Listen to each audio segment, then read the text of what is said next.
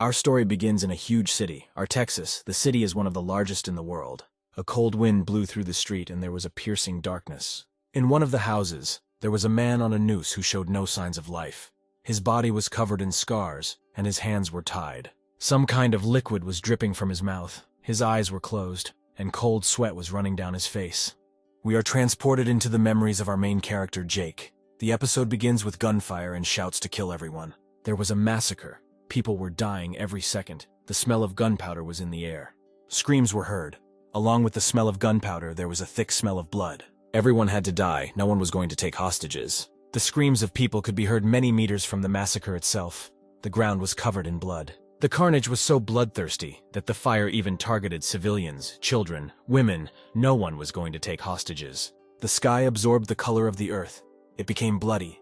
Mountains of corpses lay on the ground, and there was a smell that pierced the body until it trembled. Among the entire crowd, a man could barely stand on his feet.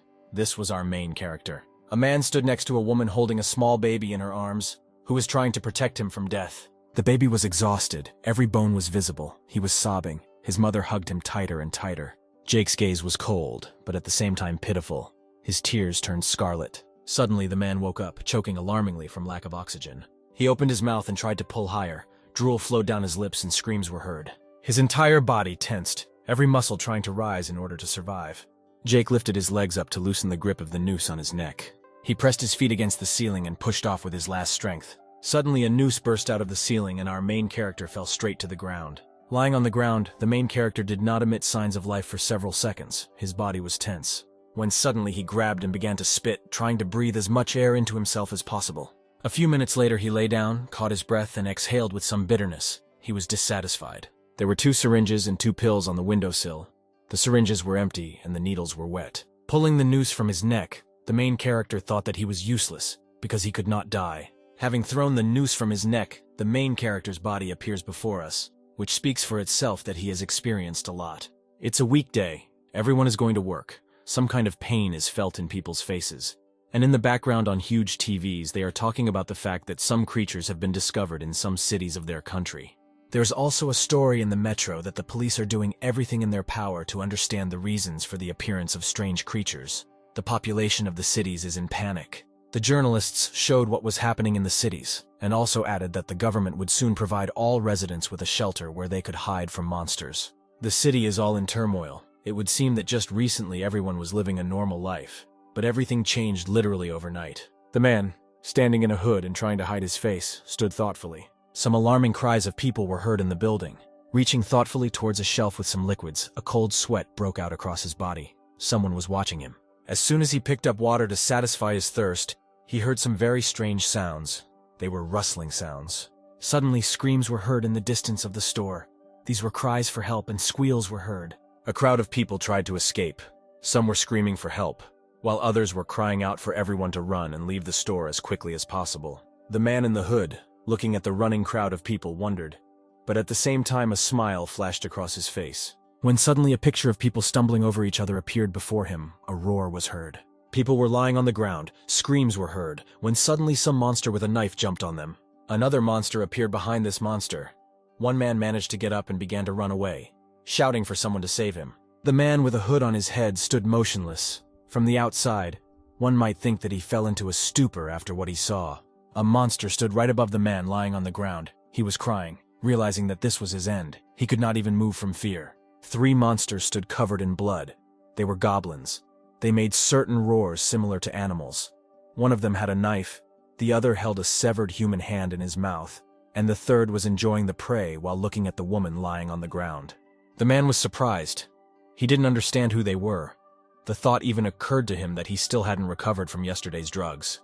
He couldn't believe his eyes. The goblins, screaming, rushed in his direction as soon as they saw him. They were driven by some animal instincts. They just wanted to kill. Suddenly, a creature attacked the main character. It jumped, making some strange sounds, trying to plunge a knife into our hero.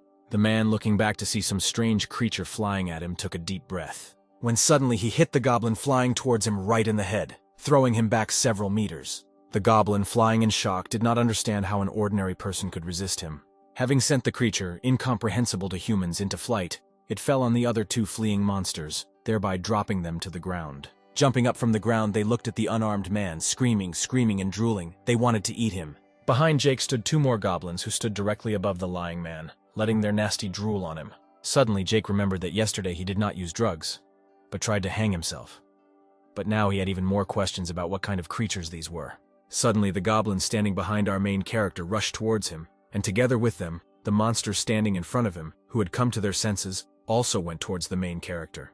They squealed and screamed as they ran towards our main character. They resembled rabid wolves, driven only by a thirst for blood. Our hero was seasoned in battle, so the attack did not bother him. He threw a bottle of water at one of the attackers, thereby hitting him right in the head, and he fell. Suddenly the battle began. One by one the goblins flew away from our hero. He demonstrated high hand-to-hand combat skills. When suddenly one of the goblins was right next to him, it seemed that Jake was finished. But that was not the case. The man dodged. He wondered what they were trying to do. Grabbing one of the attackers by the hand that held the bat, he punched the monster right in the face. The blow was so powerful that even the second goblin standing behind it flew away. Jake thought it was a dream. At the moment of contact between the two goblins, the main character redirected his body weight to the side, thereby throwing the two goblins directly to the ground. They could not get up. Their wounds were painful. They could not even get up from the ground. At this time, the goblins flew away one after another. Our main character threw them in different directions. His one blow was so powerful that even after one blow, they could no longer get up. When suddenly he grabbed a knife in his hands, his swing seemed so piercing that it could even cut the air. Standing on the mountain of creatures, he swung, reflecting on the fact that he had wanted to die for so long, but he just couldn't do it. But now he realized that fate was preparing him for this. Now he didn't want to die. Clenching his teeth and casting a cold glance around. As soon as he was sure that there was no one around him, he began to lower the knife towards the creatures with tremendous speed. But the entire store heard sounds piercing flesh. There was a thick smell of blood. The sounds did not stop even for a second. After some time, the sounds stopped. The main character rose from his knee and stood on his feet. Leaving slowly, he could not understand what was happening, and behind him lay a mountain of dead monsters. Their blood was of an incomprehensible color. Adjusting his hood, he walked in his thoughts, trying to avoid prying eyes. His breaths were heavy. Walking closer to the entrance of the store, he saw that everything was destroyed. Because of his past, he understood what kind of house was happening here. He thought that the end had come for this world. Small swings of the bat were heard. The creaking of gloves on the handle was heard for several tens of meters around. Along with the creaks and waves, screams were also heard. At first glance, the baseball player was attacked by a whole horde of goblins. He screamed for them to leave him. He wants to live, continuing to swing and trying to fight them off. Just like the others, he could not understand what kind of monsters these were and where they came from, why they were trying to kill him. His fear was visible on his face. His face was covered with cold sweat. He thought that now he could be in training, but no, he decided to run away from it. Was this really some kind of punishment from his coach? When suddenly Blade's memories appear before us, screams were heard in the gym that he felt sick, and therefore he decided to leave training early. While trying to climb over the fence, he hears the trainer's screams. Blade throws the bag over the fence, and then climbs over it himself. Jumping off it, he takes the bag in his hands and begins to run away. Running away, he says that he needs a good rest. His training has been hard lately, so he needs rest. The young man ran away with a smile. We return to the present. Blade stops the blow with a key. The roar is heard throughout the internet cafe. But the goblin's blow was powerful. He couldn't withstand it and flew back. The recoil was so powerful that his whole body shook. He falls and hits his head directly on the shelves, the bat flying out of his hands. Scratching his head, the young man looked at the ground. The blow to his head was strong, so the boy came to his senses only after a few seconds. When he came to his senses, the goblins were already almost near him. But suddenly some object flew at one of the goblins. The blow was strong. It sent the goblin flying. Someone threw a frying pan at them. The falling goblin fell on another goblin running nearby, and they fell. When suddenly the main character appeared, his blows were so fast that it was not really possible to see his movements, but splashes of blue blood scattered throughout the store. Having finished with the fleeing monsters, he rushed at the two lying on the ground. The goblin was surprised, and also fear overtook him. Seeing the goblin's eyes, the main character wondered if these monsters could experience fear. Maybe they understand us. They were killed in an instant. Throwing the screwdriver to the ground, he exhaled heavily again.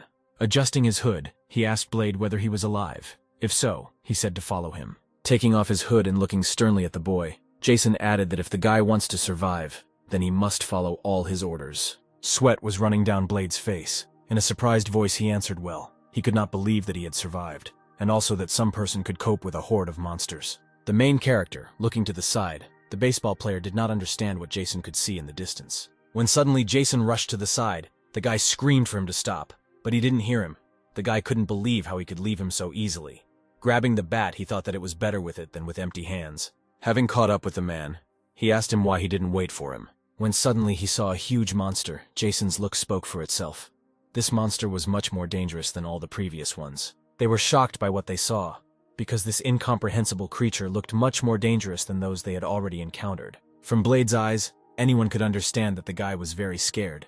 Jason only showed a surprised look. When suddenly a huge monster moved to attack the man, the guy couldn't even move. He just tried to defend himself. At this time, our main character was already running to his aid, who caught his head and tried to save the unarmed guy. The monster noticed a man approaching him who showed no fear. Jason's gaze was as stern as possible. With just one glance, he showed his advantage in strength. As soon as the monster was in the man's strike zone, he struck him several times with a bat.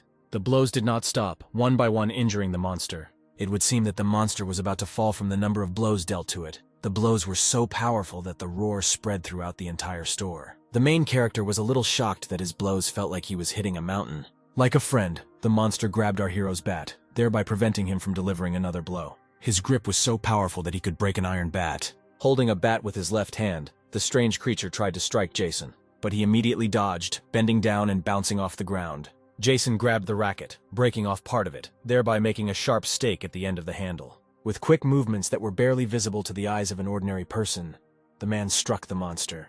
The goblin screamed with incomprehensible squeals, trying to grab onto our hero. But before he can grab Jason, our main character strikes the huge goblin with the sharp end of the racket right in the eye. The creature is confused. It screams in pain, covering its wound with its hand. Its eye is bleeding. The monster is furious with what is happening, because just like an ordinary person can fight with him, he can also inflict wounds on him. The goblin goes into a rage. His scream is so loud that it covers the ears of many meters around him. For a second, even the main character doubted, falling into a slight stupor from what he saw. Blade, in general, still stood in a stupor and could not move, looking at what was happening. The people lying around thought that their end had come. They could not move to escape. Tears were running down their faces. The main character, clutching the bat, exhaled heavily. At this time, a creature had already attacked him. Its swing seemed so huge that it was comparable to a falling boulder right on our hero. Jason, screaming incomprehensible sounds, raised the bat above his face. Thus, trying to block the goblin's blow, the bat cracked again. The man flew back, hitting the shelves behind him directly with his back. Our hero did not get up, but the monster stood looking at the ground with his hand raised, showing his advantage. Grabbing the handle of the racket, the goblin noticed that a man was standing behind him and not moving. It was Blade. The creature, looking at the guy, pulled out part of the racket from its eye. Sweat ran down the young man's face as he thought about how things could have changed if he had stayed for training instead of running away from it. The goblin threw the part of the racket aside. Blade began to tremble with fear. Everyone around them understood that the only one who could protect them was either dead or so wounded that he couldn't even move. The child seemed so scared that his eyes went blank. Her mother thought the child had died of fear. Blade begged his body to move, huge drops of sweat running down his face. His heart seemed to be trying to jump out of his chest. His heartbeats became faster and faster. When suddenly the young man screamed, clenching his fists, he managed to move. The creature did not understand what was happening. It amused him. Incomprehensible sounds began to be made from Blade. It seemed that the air near his body was distorted. People were still in panic. They could not move. Only the sounds of groaning were heard from them. Blade couldn't understand, because he feels that every cell of his body seems to be permeated with some kind of energy. Grabbing the bat, he looked at the monster standing in front of him, thinking that a fire was now happening in his body. He was overwhelmed by some incomprehensible force. Suddenly, Jason jumped onto the goblin's back, wrapping some kind of thread around his neck. The protagonist's hands were incredibly tense, squeezing the monster's neck more and more tightly. Blade screamed boss, was glad to see him. Jason at this time continued to squeeze the creature's neck more and more. After some thread in the hands of our main character was stretched to such an extent that it seemed like a razor, he jumped off it. Pulling the monster to the ground, Jason told the goblin that he saluted him, because he could still move. The creature tried to resist. But suddenly the man changed his grip, pressing his back against the goblin's back and pulling him even further down. Jason turned to Blade, asking him, or if he was still passed out, if he really had a bat in his hands for beauty. The young man did not know how to respond to his comrade's call. Suddenly, without realizing it, Blade rushed towards the monster, hitting him with a powerful blow. Blue blood scattered several tens of meters around, and the sound of bones cracking was heard. Dozens of people were lying around. Shelves were broken. There was just chaos all around. People set up a shelter right in the store. They were afraid to go outside because they did not know what could await them there. The human spirit was broken. They did not understand how to live further. When Blade and Jason approached them, they looked at them frantically, expecting them to give them at least some hope for life. Blade couldn't believe that just 7 hours had changed his life so much. He couldn't believe that the problems before were so harmless compared to now. The young man looked at Jason. He was curious to know about his past. He understood that his past was difficult. There were only a few people left alive, and it was thanks to Jason. If it weren't for him, everyone would have died. Even I would have died, Blade thought. Blade evacuated the helpless, and Jason himself killed these creatures. There was not a drop of confusion in his gaze, only confidence. Everyone was panicked, but not our main character. He easily defended one department of the store after another. But for Jason, the state of affairs seemed as absurd as possible. Looking at Blade, our main character asked him to take off his gloves. The guy could not believe his eyes, because some kind of sign similar to a tattoo appeared on his hand. This power manifests itself only in 4, perhaps 5% of people.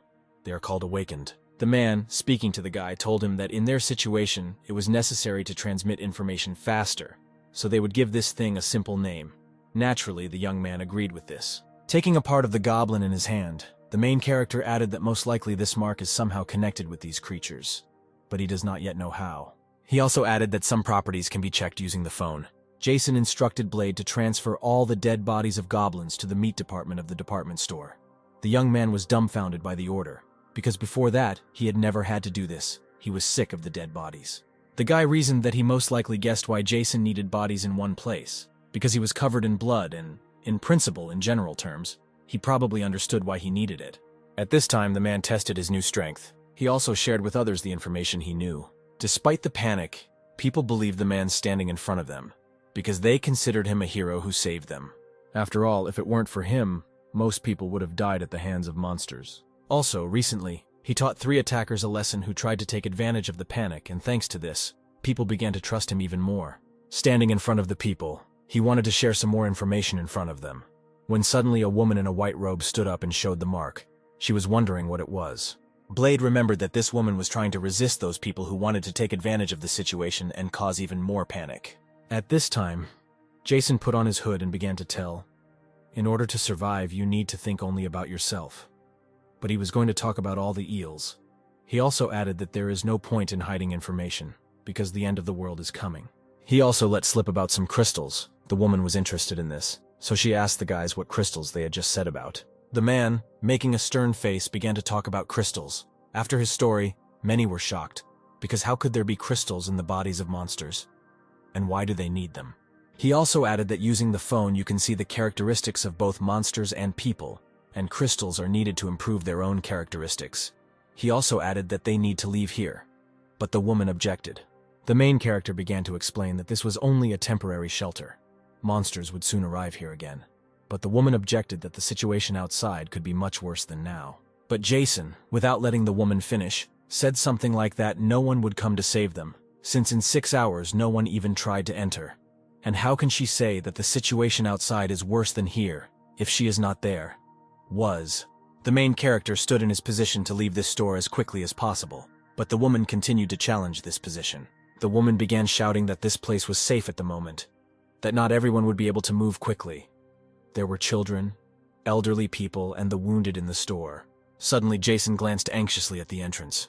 He shouted for everyone to move away from the entrance. No one understood why or why they should move away. Suddenly, there seemed to be an explosion. The entrance shattered. People fell to the ground. Blade and Jason immediately realized what was happening. The woman was shocked. A huge monster emerged from behind the broken body. It was larger than the previous one. The roar it made was much more terrible than that huge goblin, and its mouth was larger. Jason frantically said that everyone should remain in their places. This creature is more dangerous, much more dangerous than the previous one. But in just a few moments, with just one swing, several people were sent flying into the air, blood filling everything around. Blade's hand began to glow with a blue aura again. He collected it all in his hand in order to attack the monster. Suddenly, the monster was sent flying, hitting its back against a concrete wall. He did not stop pushing the monster into the wall with his strength, stronger and stronger. But the energy took a lot of strength from Jason. He felt his strength gradually leaving him. He said that the monster appeared at the right time, because he wanted to test his new abilities. Everyone was surprised by the strength of our hero. They compared him to the power of a tank. The woman in the robe, without thinking, said that she agreed that it was unsafe to stay here. There was a cracking sound from the wall, a roar from concrete breaking, and the monster's body was trembling. The monster was able to touch the ground with his foot. He tried to push off from it, gathering all his strength in his legs. Jason's face was covered with sweat. Because his strength was leaving his body, he thought that he would easily break his neck, since it was so easy for him to bend iron in his teeth. His comrades realized that he would not last long. Jason screamed for Blade to get everyone out of here. The guy didn't know what to do. While Blade stood in a stupor, the monster began to scream. There was a roar. The monster was able to move, thereby reflecting its compressed aura. The recoil threw the man back a little, leaving his body weak. An ordinary person would not be able to stand on his feet after losing so much strength. But Jason's body was hardened by numerous battles and training. When suddenly a loud creaking sound from sneakers echoed across the ground. Blade took the weight in his hand, and together with it he rushed towards the huge monster. He screamed, wanted to kill this creature and protect his comrade. Approaching the huge monster, he hit it, and there was a roar from the impact. The young man was glad because he hit the bullseye. When suddenly he heard Jason yelling at him to be careful. Blade noticed at this moment that the weight was broken. He was shocked by this. Turning around after his partner shouted, he saw that he was about to be attacked by this giant. Having tried to block the blow, something in his hand crunched, and in his face one could see the pain Blade experienced at the moment of the blow. The monster, with its colossal blow, threw the guy several meters away. The guy even turned over several times, groaning in pain. The surviving people were shocked by the power of the giant. They did not understand what to do, because all hope was broken. Blade lay on the ground, spitting blood, his body in great pain. At that moment, Jason rushed towards the monster. He thought that he had miscalculated his capabilities a little, which is why he got tired so quickly. While he was approaching the monster, he tried to collect his energy in his hand again. But when suddenly he realized something, he was surprised. The monster was also approaching our main character at that time. Jason quickly stopped, and then jumped a little to the side. Having collected enough energy in his hand, Jason smiled, as if he was enjoying the battles with these creatures. Raising his hand into the air, he began to release his aura, his face looking ominous. The monster was a little stunned, making some sounds. He looked at the man. The giant tried to ram our hero, but he jumped even further to the side. There was a roar. Huge clouds of dust rose. Fragments flew in different directions, raising even more dust. At this time, Jason was cheerfully on some pipe. He managed to grab onto it with the help of his energy. His face was satisfied. There was a huge crash and the wall was broken. Jason was a little wary, his eyes showing a little weakness. Jumping down, he watched the actions of a huge creature, which had just been able to break through a huge concrete wall so easily. When suddenly he grabs a canister of fuel, during the moment of the fight, he was already able to look around and build a plan in his head. Opening the canister a little, he threw it straight at the monster, taking out a lighter and lighting it, showing a small smile on his face. With his strong swing, he sent the lighter flying straight towards the giant. An explosion occurred. It hit the giant directly. The creature groaned in pain. Everyone was again stunned by what they saw because they had already lost hope when suddenly there was victory. Jason immediately rushed towards Blade, who was lying on the ground. Ella asked if he was okay, to which he only groaned and trembled. The man asked the guy if he could move, to which the young man replied that he was in pain. Jason began to replay the situation in his head, because at first he did not understand how Blade recovered so quickly after such a strong blow. But suddenly he realized that he himself was able to easily get up after the same blow. The woman asked the main character whether he was okay, whether all the wounds had healed so quickly.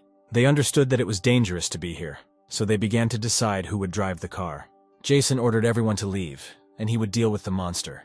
They could not understand which monster because he had won, but the look of our hero spoke for itself. Victory was still far away. The monster entered again with a roar.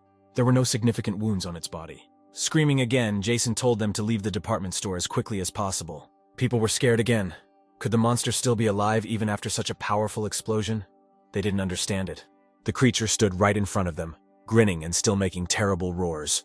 Everyone began to run away. They left their hero with sadness on their faces. The sounds of people running echoed throughout the store, everyone trying to leave it as quickly as possible. All that was heard were requests that no one was pushed and ran as quickly as possible. Blade and Ella ran ahead. The young man had already recovered from the monster's attack. His wounds had healed. Suddenly, out of nowhere, the goblins burst in again, emitting the already familiar squeals for Blade. But the guy did not lose heart and was not afraid, instantly striking at these vile creatures. Approaching the entrance, people began to break into it, breaking down the doors of the store. At this time, a battle was already underway between the giant and Jason. The main character dodged the creature's blows one by one. The monster's blows seemed much more powerful than they had been before, but the man was not inferior to him, dodging all his attempts to hurt him. There was a roar all around, when suddenly Jason was able to wound the monster. But all our hero's weapons broke just from touching him. The man, locking eyes with the giant, shouted for him to come to him and attack. The monster rushed towards the hero. The people who came out were shocked by what was happening. No one could understand what happened and where they were, because it seemed that they were in a completely different city. They saw the house that was happening around. The city was covered in darkness. There were roars and explosions throughout the city. Not a single lamp was shining. Ella looked around. Blade asked her what she was looking for, but she remained silent. When suddenly she rushed towards the bus, the young man realized that she was looking for a vehicle for everyone. When suddenly a crash was heard out of nowhere, they saw a flying monster. The monster fell straight down, and Jason fell above him, holding a nearly broken knife in his hands. Grabbing the monster's forearm, the main character tried to strike. An eerie sound was heard. It was the sound of a huge boulder falling on the ground. Fragments of the car scattered many meters around. Blade shouted the boss in alarm. Ella looked frightened in the direction of their fall. Literally at the same time, Jason flew away. Saying surprised words, Jason tried to get up, blood coming from his mouth. But the monster seemed as if there were no wounds. He instantly stood up. His skin was as strong as steel. The main character shouted that they should not stand there but run away. Blade and Ella were surprised. Their mouths were open. The man grabbed the pole, showing signs of laughter. Ripping the pillar out of the ground, he raised it, waving it above him and signaling for the monster to attack. Shouting to the monster to show what it was made of, he rushed towards it. The monster, roaring, also went towards our hero. At this time, a young man and a woman ran into the bus. Blade anxiously asked her if she knew how to drive a bus, to which she answered no, but with a grin on her face added that she was not much different from a car. The key was lying right on the dashboard. Ella grabbed it. They were a little shocked at their luck that the key was in the bus.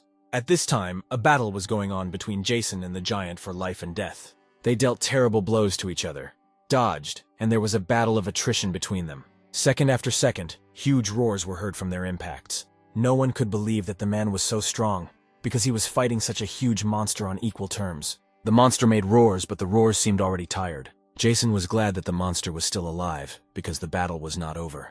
Throwing back the bat, they were about to enter hand-to-hand combat. Suddenly there was the sound of wheels approaching our hero. The hero looked around, quickly casting a glance to the side in surprise.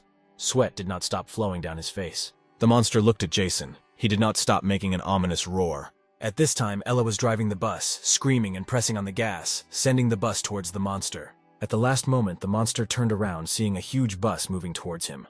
Jason jumped to the side, and the giant turned towards the bus. Still making roars, he raised his hands. He wanted to stop the bus. The main character slid along the ground, watching the collision. There was a noise. The bus collided as if with a tank. The creature tried to stop the bus. The front of the bus was crushed. The monster slid along the ground. The sound of bus parts breaking was heard as the creature tried to stop it. Blade shouted that Ella was pressing harder on the gas, to which she replied that she was already pressing all the way on the gas.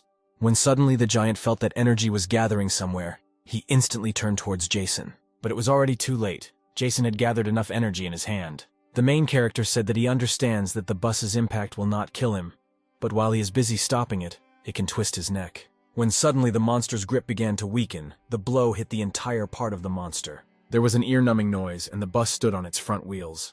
The guy screamed, squeezing the woman's neck. Ella screamed for Blade to loosen his grip, because he could strangle her. Jason, screaming for the giant to say hello to the devil from him, began to squeeze his neck. There was a crunch and a squeal from the monster. Its neck was broken.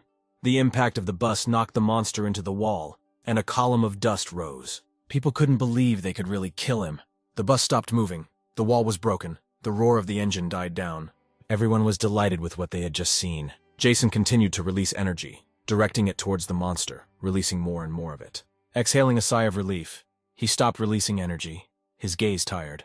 Lowering his hand, the energy in his hand began to dissipate.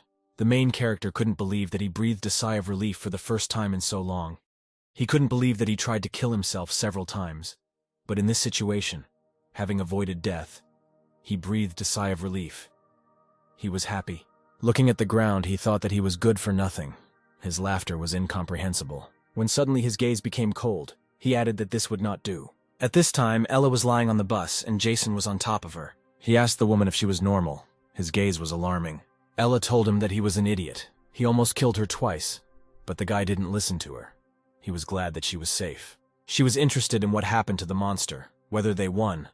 But Blade was not interested. He was glad that she was safe. He helped her get up. The young man also helped her get off the bus, repeating everything whether she was okay. Getting off the bus, they saw Jason standing over the corpse of the monster, holding an axe in his hands. They shouted in surprise. They did not understand what our hero was trying to do. Looking at him anxiously, they could not utter a word, but only looked at his actions. Jason struck blow after blow at the monster's body, cutting it into pieces, blood flying in different directions. Taking the crystal out of his body, Jason ate it. They could not utter a word, but only watched him as their comrades swallowed the stone. Ella thought that while working as an internship for several years, she had seen a lot, and the smell from the corpses was similar to Jason's. Adding that the man standing in front of her is a real evil demon who is standing on the mountain of the dead and drowning in seas of blood. After some time, when everyone had moved away from the battle, they began to get ready to go, packing bags with the essentials for their survival.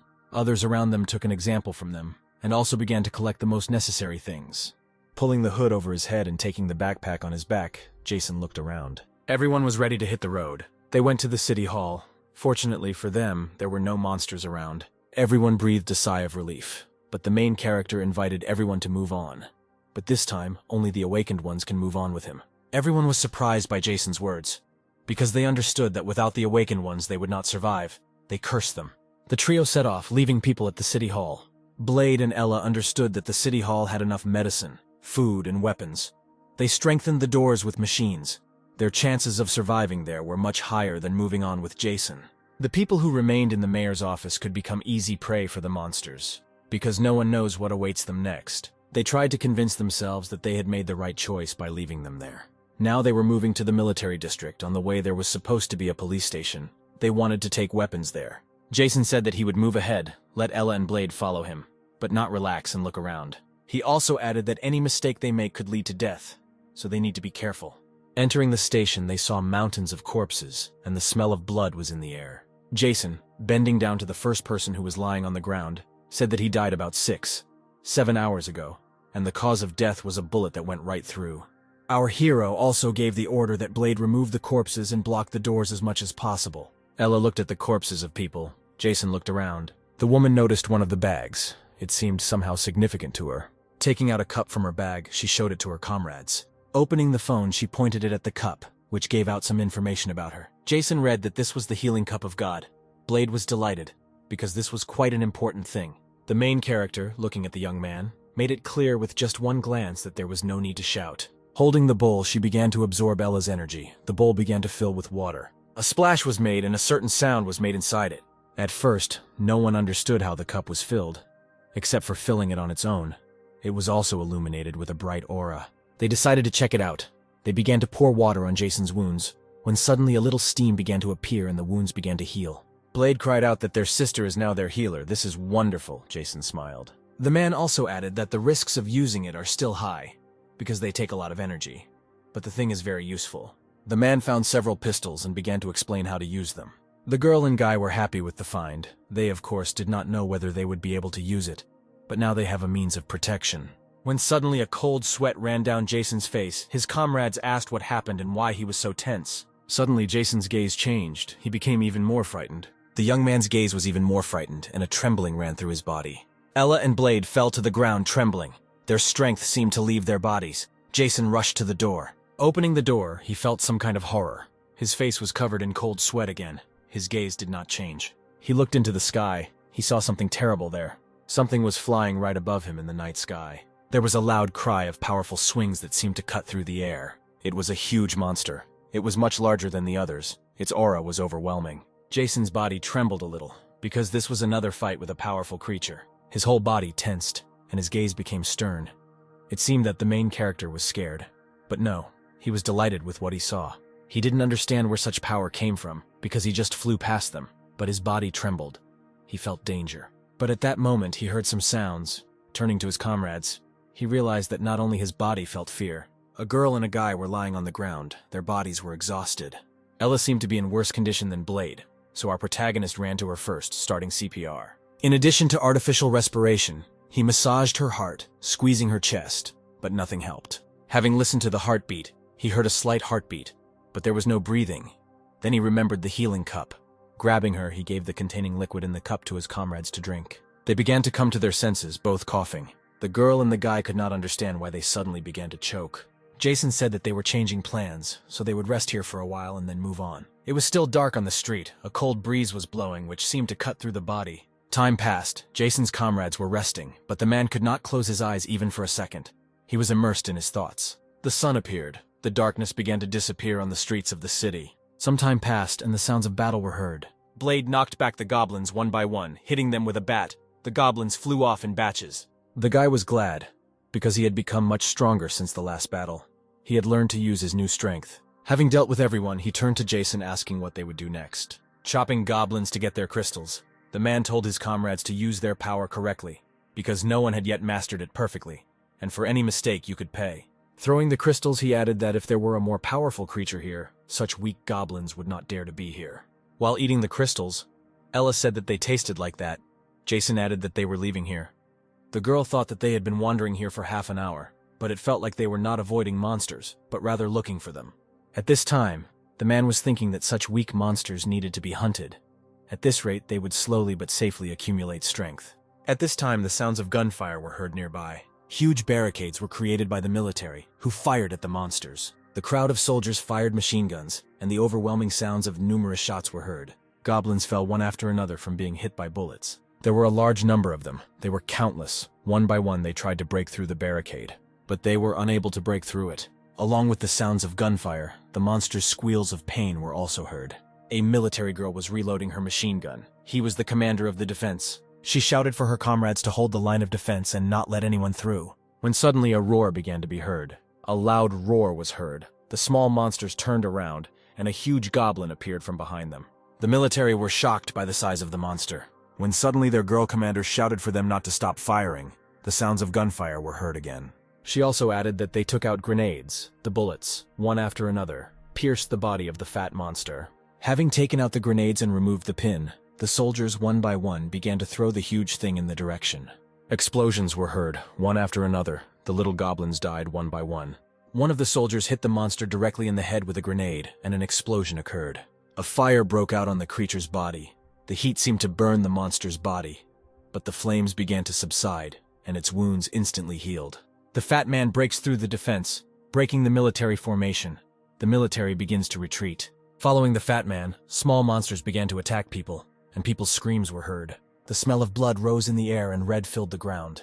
The commander shouted for them to move to the next line of defense, but the monster did not stop attacking people, killing the military one by one, when suddenly he found himself right next to their commander. But she managed to dodge the powerful blow, and the roar of breaking earth was heard. The monsters did not stop attacking.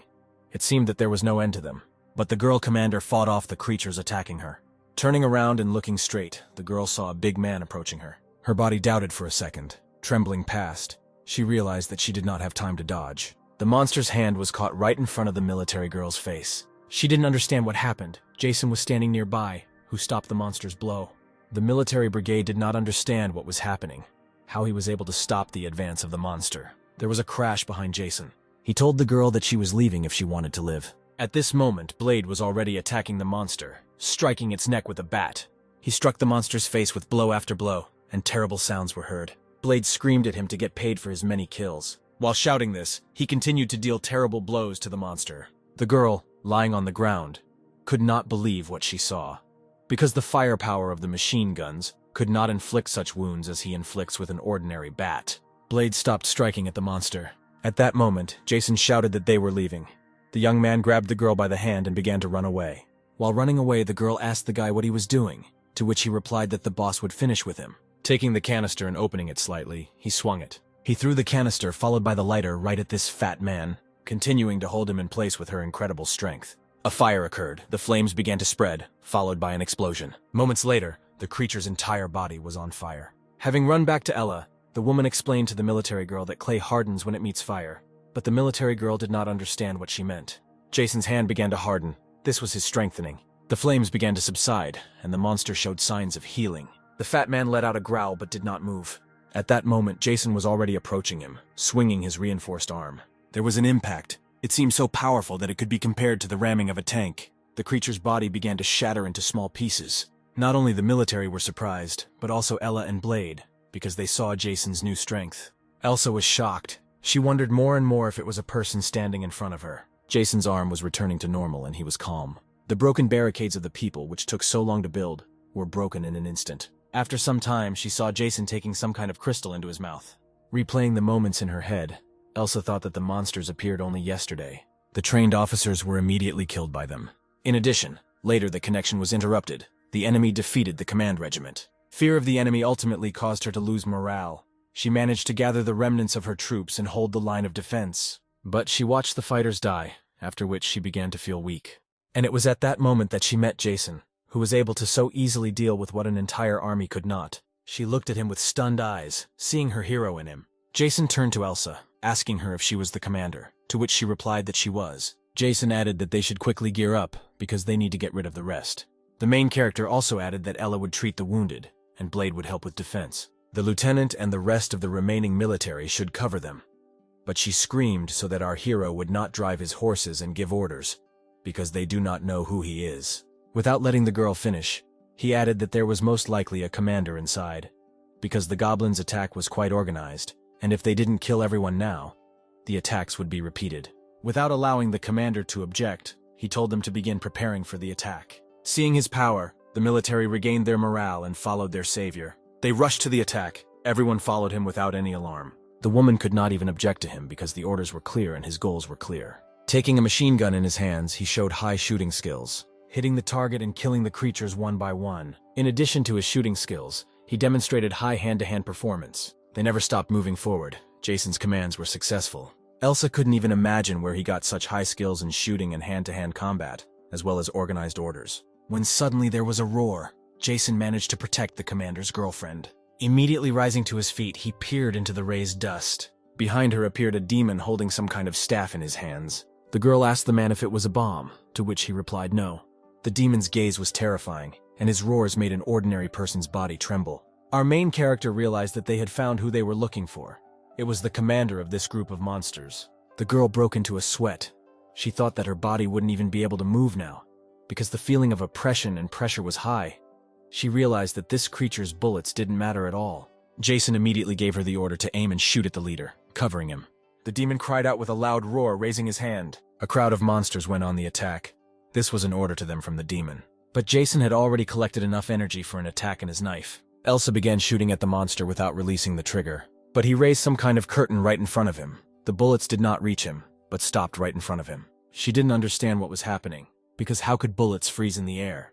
But Jason had already dealt with the entire crowd of monsters, rushing towards their leader. He threw the knife, charged with his energy, right into the center of his staff. The knife flew at incredible speed. It seemed that the speed was comparable to a bullet. The monster's invisible field was shattered, and the staff was broken, throwing the demon back. Following the knife, our main character approached the monster in order to finish off the demon. The battle was over. All the enemies were destroyed. The military were able to regain their line of defense. There was silence. The sounds of gunfire stopped. Everyone breathed a sigh of relief. Jason and Ella helped the military. At this time, Jason was resting on a bench, and Elsa was closely watching him. She thought that the man sitting right in front of her was very strange. Coming closer to him, she seemed to be trying to say something, but she couldn't speak first. Jason took the initiative, telling her that she could ask anything. There would be no such opportunity again. The girl thanked him, but at the same time clarified how he knew her name.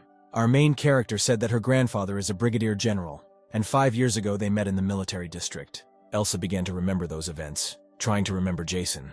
Next to her stood 2 generals. One of them was her grandfather, and next to the general opposite stood a man. Suddenly she remembered his cold face, which she found creepy at the time.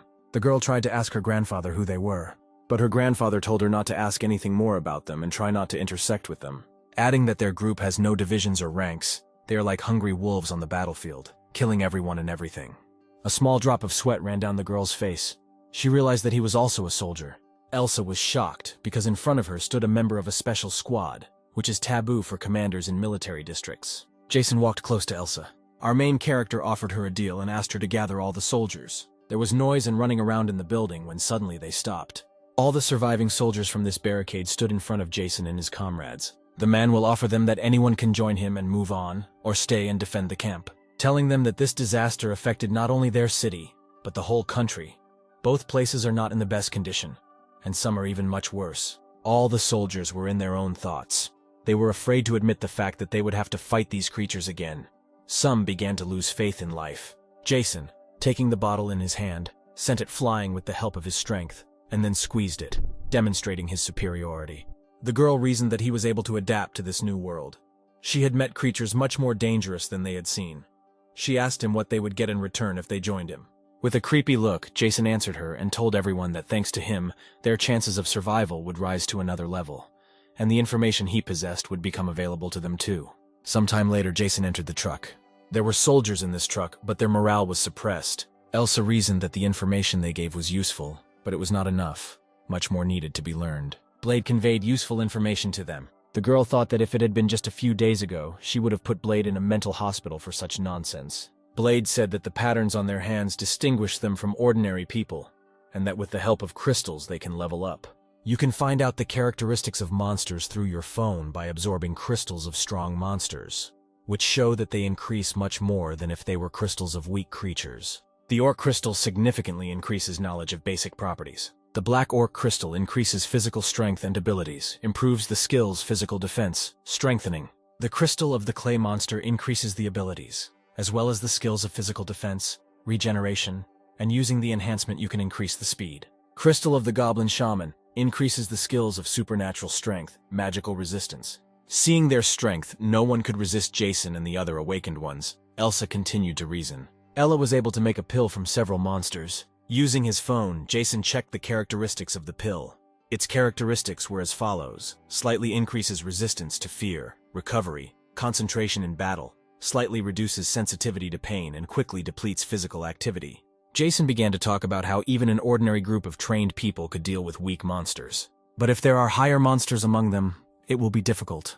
Looking at the pill, he ordered that they try to make one for everyone in order to increase their chances of survival. Ella and Blade changed into military uniforms. Blade asked Jason for permission to come up with a name for their squad.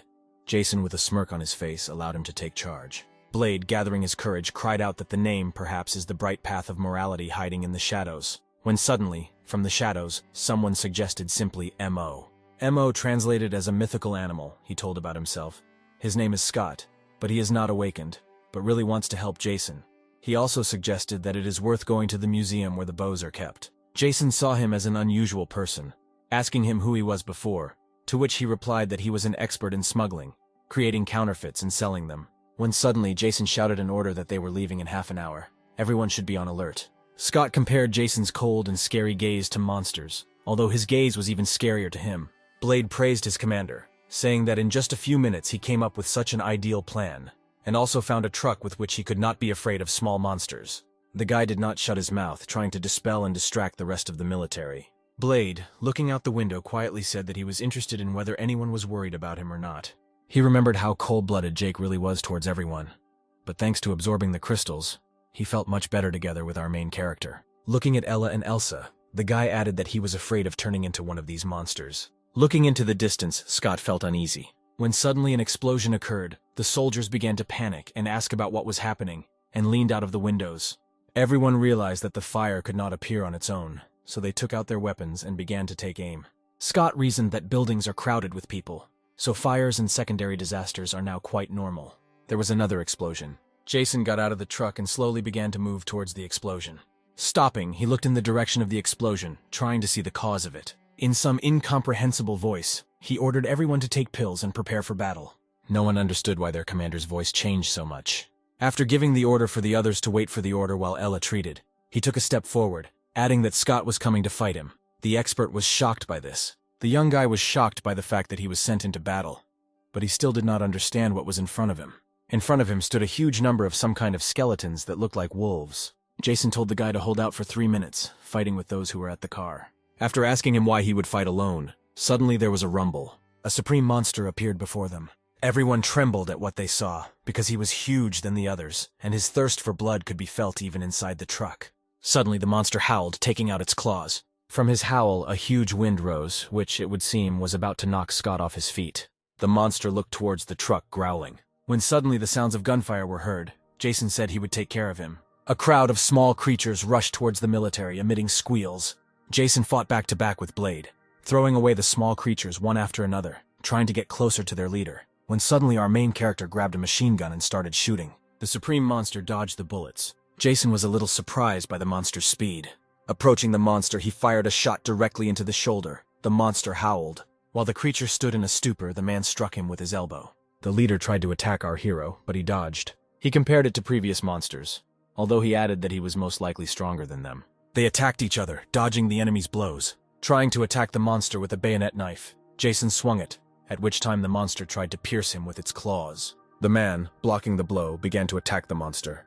Jason's scream was heard. Blue blood stole the main character's hand. There was silence. The sounds of gunshots and screams stopped, and a huge number of corpses of monsters lay on the ground. The faces of the soldiers seemed tired because the battle was difficult. Scott couldn't say a word. He just thought about how cool it was right now.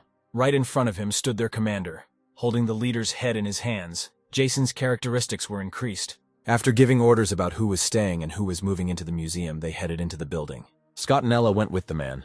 Moving through the museum, they listened to every rustle, because they did not know whether there were any of the creatures in the building. Having found the bow and arrow, they checked it through their phones. The name of the arrow was lost. Jason reasoned that most likely, weapons are like people. Not everyone has abilities, but Scott tried to please his commander that he had another thing that had special qualities. A friend told him that there was another treasure in the museum. Moving through the museum, they listened to Scott's story about how his life used to be difficult.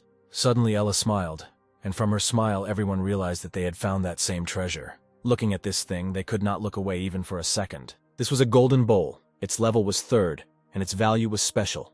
With the help of this bowl, one could see the danger. They could not believe that some kind of thicket could predict the future. Suddenly, Elsa gives the order that everyone reloaded their weapons and moved towards the truck. The entire crowd of military men rushed towards the truck. Blade and Jason were already waiting near the truck. Hearing the sounds of running, the young man prepared for battle. The man standing next to him laughed, reassuring him that these were not monsters. A crowd of people moved towards them. There was darkness in their faces. Nobody understood what was happening, where such a crowd of people came from. Seeing the military, people began to cry with joy because they felt saved. As we got closer, cries of joy were heard. Blade recognized one of the girls. He couldn't believe his eyes. Suddenly, Jason ordered to go to the museum because it was dangerous outside. No one could believe that such a huge crowd of people could get there. People said that in the capital of the city, some kind of flying monster was destroying the city. Fighter jets were using missiles to blow up bridges. Hearing this, Jason began to think that some other military base was still functioning, and judging by the distance, he assumed that it was the Air Force. But he still could not believe that the monster he had just fought came from the capital. Having given the order that today they were relaxing in museums, but at the same time, Jason was not going to take any of the people with him.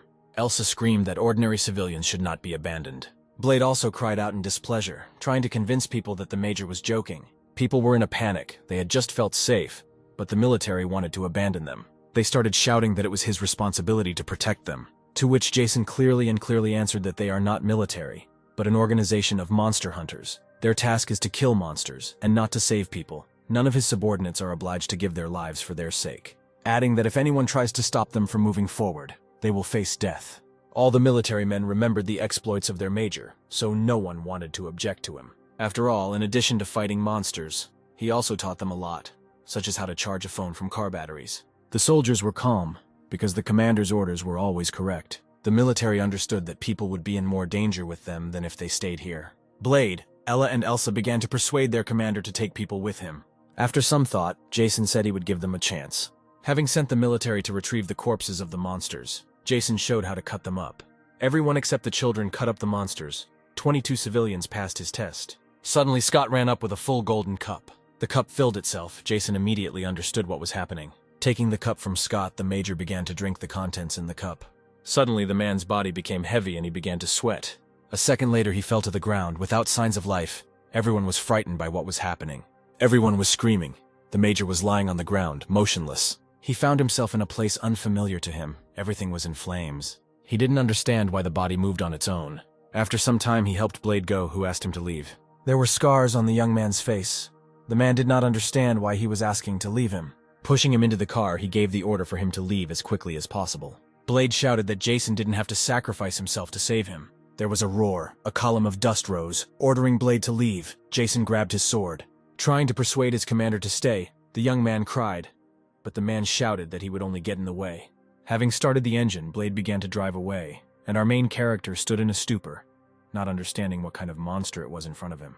As he began to channel his power into his sword, he prepared for what might be his last battle. Suddenly, a huge monster appeared in front of him. Its size was impressive. Jason remembered that night, this creature flew across the border. Starting to scream, he rushed towards the monster. When he suddenly opened his eyes, Scott, Ella, Lazy, and Blade appeared before him. Everyone began to inquire about his condition, but he remained silent. Rising up, he grabbed his head. His head seemed to be torn. Ella said the cause of his fainting was unknown, but his condition was absolutely good. When suddenly Jason said that he saw his death in a dream, everyone was surprised by this. He asked to bring him coffee. His eyes were empty. Drinking coffee, he said that he didn't know who would survive, but he would obviously die. He said that the great commander-in-chief, commander of the 10th Mechanized Infantry Regiment, is nearby. There is no front there, and they have enough firepower. He thinks that they still exist. Ella assumed that some organization wanted to get rid of them. Scott added that they needed to collect the exhibits, because they should not fall into the hands of enemies. Blade tried to console his commander that they now knew the future and could avoid death. Looking at the ground, Jason thought about how to change the future. After some time, our heroes were loading into the truck when suddenly there was a roar of running. They saw huge monsters. They looked like pigs. Grunting sounds were heard. Ordering to wait for orders and save ammunition, Jason called Blade over, adding that they would deal with them. The soldiers anxiously agreed with the instructions of their commander. As Jason began to gather energy in his hand, he raised his hand. He directed his power into the approaching crowd of creatures. The monsters fell to the ground, emitting squeals. Blade grabbed the bat, and our protagonist used his arm boost. Having risen, the pig monsters began to move towards our heroes again. None of the ordinary people understood what two people were trying to do against such strong monsters. They wondered if they would die. Walking leisurely to meet them, the two guys smiled. The girl screamed Blade's name and told him to run away. When suddenly Blade swung his bat straight at the monster. At this time, Jason had already killed several creatures. Everyone was shocked that ordinary people fought monsters and also defeated them. Striking blow after blow, Blade killed the creatures. Jason killing moved through their crowd, scattering them in different directions. After some time, a huge crowd of monsters lay around them. Jason breathed a sigh of relief, saying it was easy. Even the military were shocked by the strength of Blade and Jason. They believed that they were much more dangerous than these monsters, and they were lucky to have them on their side. Getting out of the truck, they approached pigs the size of bulls. They did not understand how they could move them. Jason gave orders that they were returning to camp to get weapons and clothing, and they also needed to refit the vehicle. Everyone was busy with work, and there were shouts of joy.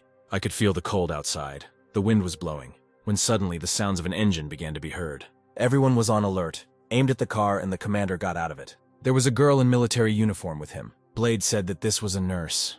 They found her in the city while they were on patrol. They saw a severed head, but the cut was made by something sharp and neat. They also discovered another organization called Miami. Their leader is called Mayan. No one could believe that they sacrificed people to monsters in order to survive. Everyone began to discuss this story when Jason suddenly interrupted them. He said that he wanted to go to them, but they interrupted him, saying that he would not go alone. They would go with him. Jason added that they are in fear. They just need to kill their leader and be done with it. He also said that they should not fight the entire group, and he also does not know their strength. After some silence, he said that he was good at stealth killings. No one understood the words of his commander. Before the major left, Ella asked him to return alive. It was snowing, and it began to feel like winter outside. Inside the building, there was a crowd of people discussing the coming of cold weather. While sitting, they discussed that Squad B had gone to deal with some creature that was trying to escape. From their conversations, it was clear that their scout had not returned. Jason stood with his mask and hood on, watching the building. There was a huge crowd of people behind him. He had to cope in an hour. Someone knocked on the door. Members of the Mamie group thought it was a scout squad. Suddenly, a truck burst through the door, throwing a crowd of people in different directions. Screams began to be heard that they were being attacked by an unknown person. The truck did not stop, but continued to accelerate. Suddenly, the door opened, and a man in a mask jumped out. No one could understand where such a crazy person had come from. The truck crashed into the wall, and there was a roar. As they got closer to the truck, they saw that no one was inside. They rushed to find whoever was driving the van. Suddenly, a masked man appeared, pressing a knife to his throat, and asked to throw away the weapon. It was our main character, Jason. He was trying to find out what kind of yellow-eyed devil he is to them. He also said that only the leader managed to survive the meeting with him, after which they regularly sacrifice people. A man from the Miami gang tried to appease Jason with the idea that he could spend the whole night with any girl, and they would also help defeat him. Cutting his neck, Jason said something to the effect that he didn't want a man who would betray his commander. The corpse of this man lay on the ground covered in blood. Most likely he wasn't lying, our hero thought. Pulling on his mask, he began to move on. Crowds of people lay on the ground covered in blood. There were sounds of grunting, pitiful moans, sounds of screams, and the remaining members attacked Jason. A battle began between them. A huge crowd of people attacked our main character. During the battle with one of them, someone attacked Jason from behind. Jason, with a quick movement of his hands, cut the attacker's throat. Another person attacked him from behind. But our main character, with a quick movement of his hands, stuck a knife into the attacker. He killed the attackers one after another, showing his superiority in the use of edged weapons. The attackers fell in front of him one after another, releasing rivers of blood. He left mountains of corpses behind him. Everyone was dead. Walking a little further, he was surprised by the silence. It alarmed our hero. He felt danger, but could not understand where it came from. When suddenly he felt the heat. Quickly looking around, he saw something incomprehensible. 2 balls of flame flew at him at great speed. Having managed to dodge, a huge explosion was heard. The fire consumed a large area. Reaching for the pistol that hung on his belt in a holster, he took it off the safety. Immediately aiming in the direction where the balls came from, he opened fire. He was shooting at some man in iron armor. The bullets seemed to bounce off him. Jason stood surprised that after firing a whole clip, the man opposite him still remained on his feet, only small drops of blood flowing down him. Having reloaded the pistol, the main character continued to fire at the man in armor, but he jumped back and hid behind the wall, after which he drank some liquid and breathed flames directly towards our hero. Jason was thrown back, but he was able to regroup and get to his feet, continuing to fire at his attacker. The masked man was still hiding behind the wall from the bullets, trying to catch his breath. While Jason was reloading the gun, he began to scream, trying to tell our main character something. Our main character listened and heard that he was asking him or whether he was a primitive hunter. He also said that he thought that he was the only survivor in this city. But this is not the case, and he will have fun not only with monsters, but also with elite warriors. He told him about what powerful monsters he fought. The main character listened to the story. He was wondering who he would fight with now and where he got such power from. Jason thought about why he needed a monster and where he got such armor. Only a black monster with such powerful skin came to mind. The masked man asked Jason why he attacked them, and also after some time asked him if he was really against the actions of their organization. At this time, a group of people was already gathering below, preparing to defend their commander, discussing the fact that there was only one attacker, and they could easily kill him in a crowd. They shouted that the future was in their hands, and they would be able to restore the city and live in joy. They shouted that they would create an organization of hunters. They were eager to fight with great enthusiasm. The masked man was glad that help came so quickly. Jason was not embarrassed by their number, because the more opponents, the more panic can be created, and our main character is used to fighting with several opponents rather than with one. A crowd of people shouted that they would now surround our main character and kill him. It would be easy for them, they thought. Having run behind the pillar, they saw no one. They began to panic and scream that he was not there, when suddenly there was a noise from above them. They looked up and saw Jason, who was already aiming at them. They were surprised and scared. Screams began to be heard throughout the shopping center. While Jason was dealing with a crowd of people, a masked man tried to attack him. He shouted that he deliberately allowed them to attack so that he would be distracted, and after a few seconds he added that he died faster. Swinging the sword, a crash was heard. An entire shelf with some documents was cut with one swing, and the wind rose from the swing. With his strength, he even cut his own subordinates who stood on the other side of the rack. Screams were heard. Standing around a huge number of corpses of people, he anxiously asked where he was. He was scared when suddenly words came from behind him that he was not worthy to carry such a strong sword with him. Our main character immediately after his words began to deliver a huge number of powerful blows to the masked man. The blows were so fast that he could not even see them. Suddenly, without realizing it, he found himself upside down in the air. Jason threw the commander straight down head first. There was a roar and groans of pain. Our main character stood holding a sword in his hands, and he was surrounded by mountains of corpses. He left devastation behind him. The masked man lay on the ground and asked where he got such power. But our main character silently looked at him. He began to beg for mercy from our hero, saying that if he joins him, he will receive a high status in their group, as well as a yellow-eyed demon. But our main character just sighed. He repeated again in a whisper with a trembling voice, saying he was begging him to have mercy and not kill him. But our main character answered in a cold voice that he refused. Spatters of blood scattered to the side, even reaching the ceiling. Thanks to the victory over this group, our hero received the general's dagger, as well as firewater. Some strange screams were heard in the streets. Our hero stood in front of the subordinates of the masked man, and said that the awakened ones should become their hounds, and they should also give them a quarter of the crystals they received. But they shouted in response that they did not agree to become their subordinates, and that they still served their commander Mayam. But Scott stood and told those that they didn't seem to understand what situation they were in. They got angry. They told him that they were awakened, and he was an ordinary person, and that he should not look down on them. Suddenly, Jason shot an arrow. She flew straight into the eye of the awakened former deputy of the Yakuza. He fell to the ground. Everyone screaming was scared by this. Holding his hand and releasing energy, Jason said that he wanted to rip off their skin, but decided to regret that from today, if they dare to kill a person or show any violence, they will be finished.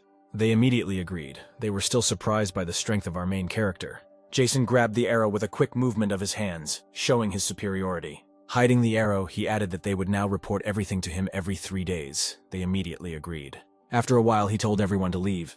Scott stood there in a sweat. This evening, there was silence on the street. A cool breeze was blowing. It was late autumn outside.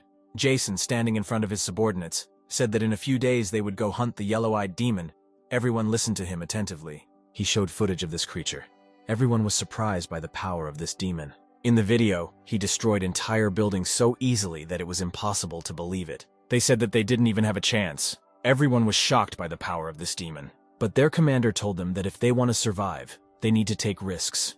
Everyone stood in surprise. They could not even find the words to start arguing with our main character. He also added that this time he will not go hunting alone. A few days later, they held a meeting in the building. They discussed how they sacrificed several people to this demon a few days later. Jason ordered them to gather all the people. They are going hunting. Ella had to gather doctors to help the wounded. Holding the divine cup in her hands, she said that they would only use it for the especially wounded. Jason and a squad of stormtroopers will clear the main area of monsters. There was a breakthrough of monsters. The defenders of the territory began to retreat. But then Blade appeared and began to destroy one monster after another. With his power, he killed monsters with one blow, delivering crushing blows with his bat. Elsa used her rifle to deliver precise blows to the monsters, also destroying one after another. In addition to shooting, she also demonstrated the use of a bayonet knife in close combat. Everyone rejoiced, saying that these two no longer even looked like people. Their power was incredibly enormous. At this time, the screams of monsters were heard nearby. Jason stood wiping the blood of the monsters. There was a huge crowd of monsters around him. Checking his stats, he saw a significant increase in his strength. His strength was already at level 100, and his physical condition at 89. Rising to the roof, he watched. There was deathly silence, which could only portend trouble. Suddenly, our hero screamed at the top of his voice. The monster woke up, opening its eyes. Darkness rose in the air. The rumble and cracking of asphalt began to be heard from underground, and the earth began to crumble. The cars began to rise into the air like small pebbles. A yellow-eyed demon appeared from the ground. He was huge. Our main character appeared before him, ready for battle. Jason said that he resembled a vile snake. The yellow-eyed demon screamed, making creepy sounds. Compared to Jason, he was huge. He attacked our main character. But he quickly raised his pistol and began shooting towards the demon. The demon continued to approach our hero, showing his superiority and strength. As soon as our hero realized that his bullets were not taking him, he turned around and rushed in the opposite direction. He was running away from the yellow-eyed demon, but he was catching up with him, his speed exceeding the speed of a man. Screaming, he destroyed everything in his path. But our main character, smiling, told him what was right and for him to follow him. Jason used every means to slow the creature down, jumping on cars in the hope that its speed would be significantly reduced. But the monster didn't even notice any obstacles, moving at the same speed as on a flat road. The yellow-eyed demon approached our main character significantly. He was ready to grab him. Jason thought that he needed to push a little, because he would be arriving soon. Behind him, the demon left destruction, and where he moved, there was a huge roar. At this time, stormtroopers stood on the roof, holding RPGs in their hands. Everyone was surprised by the size of this colossus, because in the video it seemed much smaller than it actually is. Everyone kept saying that he was much scarier than in the video, sweat running down their faces. Jason, drawing a dagger, told the yellow-eyed demon that this place would become his grave. The stormtroopers were holding anti-tank grenade launchers in their hands. Its accuracy should definitely have been enough to eliminate this monster. Jason talked about how he had to lead the monster into a trap, and the stormtroopers would open fire on it. The main character said that many people are not needed. Only 10 experienced grenade launchers are needed. He also added that he would use magic to delay him during the stormtroopers' attack, and then finish everything on his own. He said that if their plan failed, then they would forget about it and immediately retreat. The monster attacked our hero, preparing to eat him. But our hero was not afraid and immediately began to use magic to try to stop him. The yellow-eyed demon made terrible screams as it tried to eat our main character. Jason loudly said that this monster was simply surprising, because such strong pressure emanated from him, and he also added that it would be very difficult for him to hold out even for a second. But then Elsa commanded fire. Everyone was awaiting this command with trepidation. All 10 stormtroopers immediately opened fire on the monster. All the shots hit the target, and explosions began to be heard from the hits. A few seconds later, the entire yellow-eyed demon was covered in fire. There was a huge roar from the flames, and the squeals of the monster were heard. Our main character looked with trepidation towards the flame, waiting to see if his idea had come to fruition. Blade stood and said that he did not expect such power from these grenade launchers. But as soon as the flames dissipated, the yellow-eyed demon appeared completely intact, but everyone felt his anger. But suddenly blood began to flow from his head. Nevertheless, one charge was able to wound the monster. Everyone was surprised that he was still alive after such an attack. No one could believe it, and at that time the evil demon was already moving towards the stormtroopers. But our main character was already running towards him in order to attack. As soon as he approached the monster, he immediately attacked him with his dagger. Everyone stood and watched in awe. No one could even imagine what would happen next. Jason stood and looked at the monster, wiping the sweat. He said that the wound was superficial, but he was still able to wound him, which means he could kill him. But the monster immediately attacked him. Jason barely managed to dodge it. The yellow-eyed demon continued to deliver one attack after another, but our main character dodged each attack of the monster. The monster was angry. He shouted at our main character, showing his anger. Jason, thinking that he would still have to sing, rushed into battle. Trying to attack the monster, he noticed some strange movements from the monster. When suddenly he was hit by the monster's tail, the hit went straight to the man. Jason was thrown back several times. The blow was powerful. Our hero lay on the ground. He could not even move. Everyone started screaming in alarm. The monster was still angry. He prepared to attack our hero again.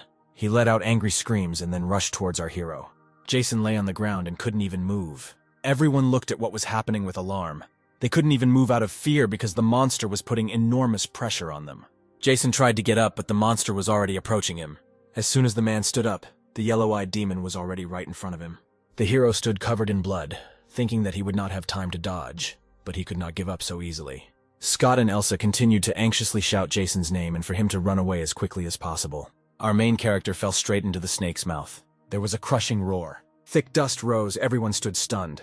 Blade tried to rush towards the yellow-eyed demon but was stopped by Elsa. He shouted for her to let him go, but in response she told him to remember what order the Major gave. She also added that if they continued to fight him, everyone would die, and the commander ordered them to survive. But the demon still could not stop and calm down. He destroyed everything in his path. Elsa screamed that everyone was retreating and she would cover them.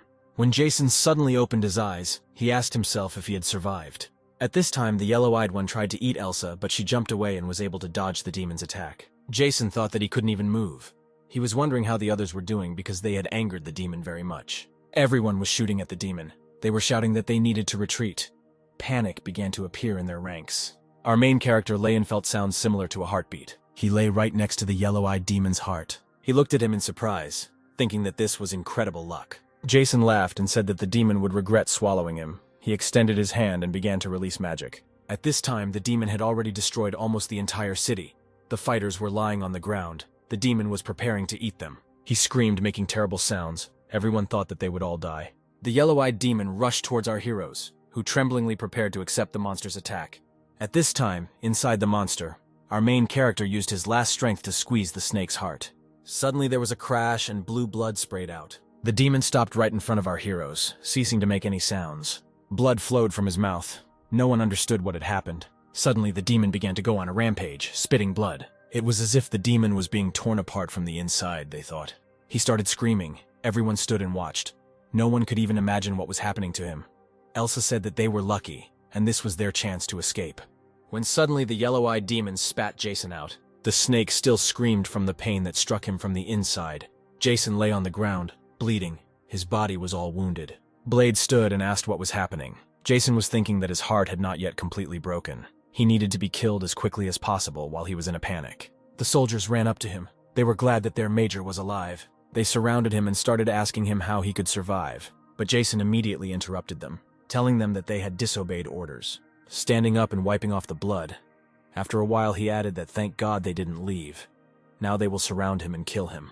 There were noises and screams in the streets. Everyone surrounded the monster, started firing at it, throwing grenades at it. The monster began to scream even louder. His anger consumed the air and the cold was felt. The snake rushed towards the attackers. Everyone began to run away.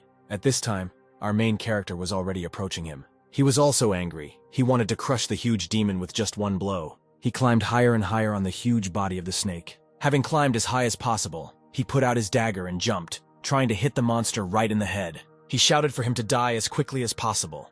The demon understood that he would not have time to dodge the attack. Jason attacked the monster with crushing force with a dagger straight to the head. Now the cry of the yellow-eyed demon was not scary. He was screaming in pain. Blood began to splatter in different directions, covering everything in a blue-green color. Jason smiled, telling the demon not to move and to die as quickly as possible. The snake tried to throw our main character off his head, but he did not let go of the dagger, trying to plunge it even deeper. The monster hit its head directly on the building, destroying it. Jason began to lose a huge amount of blood, and his whole body began to hurt. Suddenly the scream stopped and the demon froze in one place. The yellow-eyed demon fell to the ground and there was a loud crash. No one could believe in victory. There was silence. When Jason suddenly appeared, everyone started shouting about victory. Their commander was able to win. The main character, using his last strength, moved towards his comrades. He exhaled with relief and a smile appeared on his face. Blade and Elsa still stood surprised. They could not believe in victory. They ran up to Jason, who was barely able to stand on his feet, and they began to scream with joy. Blade shouted that he couldn't believe that he was able to defeat such a strong demon. After some time, all the flames died down and there was silence. Our heroes stood right next to the snake. The creature was covered in blood. It was dead. Jason swung his dagger, signs of disgust visible on his face. Blood scattered in all directions, turning the next few meters blue. No one could say a word. No one had yet really come to their senses after the battle. Jason was holding a black snake magic crystal in his hands. He put it in his mouth and then swallowed it. His wounds immediately began to heal. Steam came out of them, and the wounds healed. And his left eye acquired an animal appearance, and all his characteristics increased in level. Everyone stood and looked in surprise at Jason's changes. They went towards their camp. The loud hum of the engine was heard. The soldiers who remained in the camp rejoiced at the return of their commanders, and were also glad of their victory. They shouted the name of their commander, saying that he was their best. Everyone was happy except Jason. He looked at the ground. Scott expressed delight in the major's direction. Elsa also congratulated our main character on his victory. Jason walked, still absorbed in his own thoughts. Sometime later, everyone was having lunch, still discussing the powerful victory. Some of them were happy about the cola because they had not drunk this for a long time. The main army was moved to the municipal center. There was no longer any need to be outside when death did not threaten them. This place was close to the market and department store rich in goods. The priest of the Black Death was moved with the help of excavators and heavy equipment. It reminded of the times when soldiers died in the war against the Black Death. The Black Death priest was instrumental in making protective equipment. Scott, looking at the snake, said that even when he is dead, his skin is like steel. Elsa said that they dismembered him and did not find the stone. Now they are no different from ordinary killers. Scott said there was talk of building a workshop around it. He also added that he had to find someone. His nickname was the Whale. He talked about how when it comes to theft of cultural property or trade, there is no one better than him. He is a pro in his field. Jason asked him where the whale was. Scott showed the man's location on a map, but also added that it would not be easy. Ella said that this place where people gather means that there are a lot of monsters there, and they don't have any pills left, and the fighters haven't rested for a long time.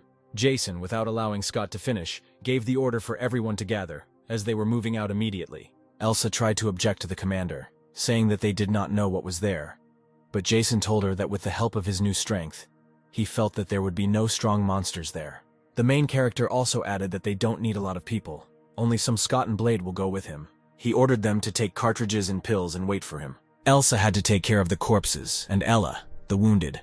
They looked at the commander in surprise, not quite understanding what was in his head, but they trusted him, so they agreed with his order. After some time, they were already riding in a van. The battle with the Black Death was the worst. From preparation to action, they miraculously survived. Circumstances indicate that the strength of a monster can be determined by the color of its eyes.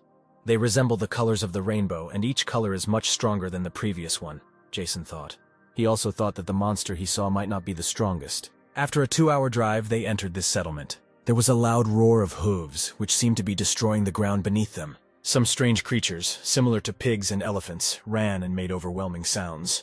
Jason immediately jumped into action, jumping out of the van. Blade and Scott were scared because this crowd of huge monsters was moving straight into the van's head. Jason's eyes took on an animalistic appearance, reminiscent of a snake. He immediately rushed into battle with the monsters. He swung his dagger, scattering the monsters in different directions. The monsters kept coming, each one seeming bigger than the last, but Jason did not retreat. He only moved further, showing his superiority over them. The monsters also did not intend to retreat. They wanted to crush the arrogant man who dared to start a battle with them. But their strength was nothing compared to the strength of our protagonist. With just one swing of his dagger, he destroyed several monsters at once. Piteous screams were heard. The cries of monsters in pain were heard for several kilometers around. Jason and Scott watched with awe and sweat on their faces as Jason cut through a huge crowd of monsters so easily. Our hero's face was stern. It seemed that some creature had taken possession of him. An hour later, there was silence. All the squeals stopped. Our heroes stood around a crowd of slaughtered monsters. They entered the building that Scott had talked about.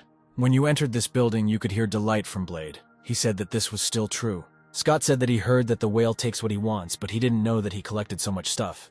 Blade only said that it was some kind of museum. Scott said that there was so much here that his eyes were running wild. He needed to photograph everything. Jason touched the wall with the words that there is nothing useful here.